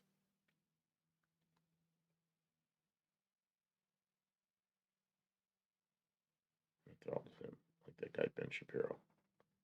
But then with brain cells attached. Tarp 5 to the front. Well, how are you feeling, Kim? You look like you're fading. Are you? Last night was a lot for you. You didn't come home till like 4 o'clock in the morning. She's in the shop sanding on her car. He calls me on my phone. He says, "Are you coming home?" I said, "I am home. I'm in the shop. The shop is at home. I didn't go anywhere. I'm just up at the shop." What's on 432 megahertz? That's like below our AM band. I don't know what that is. Yes, 40 meter was fun with CW. Oh yeah, and that's the other thing. I could go learn the code, I guess. I started doing that when I was a kid. And so I could do that, and then I could go on 40 meters. This is where Kim goes, all misty eye. I always wanted a CB with a sick, intentionally poorly tuned linear amplifier in order to bleed on car stereo. Nuisances, yeah. Kim, I'm thinking about calling it. We're 3 hours into this. We are. 3 hours is a long time. Yeah. It's been a busy night. There, um, Kiwi streamed. There was a presidential debate thing. We streamed, and there was other stuff happen. There was a lot happening. So if you still want more entertainment, check out one of those other things that happened tonight that you were not here for because you were here. And we can talk about radios more. You know when a good time to start asking him about radios is? After I get my radio. No, no, no, no. Or On a my night antenna. when we're in the shop working and Oh, I'm not jeez. even there, because I can't add anything about radios anyways. So you could ask him about radios. He'll talk about radios for hours. It'll be 4 in the morning. He'll be like, I'll be like, we should be done. And he'll be like, okay, let me just answer this more radio question. He loves to talk about radios. And you're welcome to do that. I don't have a problem with it. I don't know anything about it. So like I have nothing to add. I'm just sitting here staring at the walls. uh all right. So Yeah, thank we you. got way off subject here, but it Thank was you kind to of fun. everyone It was kind of fun. who has commented, stopped in, left, uh kept the discussion going, sent pictures. If we missed anybody's comments or did not make a logical response to something that you've said, I apologize. It is hard to keep up with everything for 3 hours continuously, and we did not uh, ignore anyone on purpose. Take care, Tavo. We appreciate everyone being here, and we will be back. Uh, ooh, okay, we'll come. We're gonna be here next Tuesday night, but we're not gonna go for 3 hours. We may only be an hour or so, to keep things. Uh, But we may pop on during the week. and we do have some more time that we need to do things in the shop, so we might be around later in the week, like we normally are, maybe Thursday or Friday. And we'll be getting ready for No Name Nationals, and we might even have some more long form content coming out in the very near future. I recorded the paintwork that I did, so maybe I can put that video together in the next day here.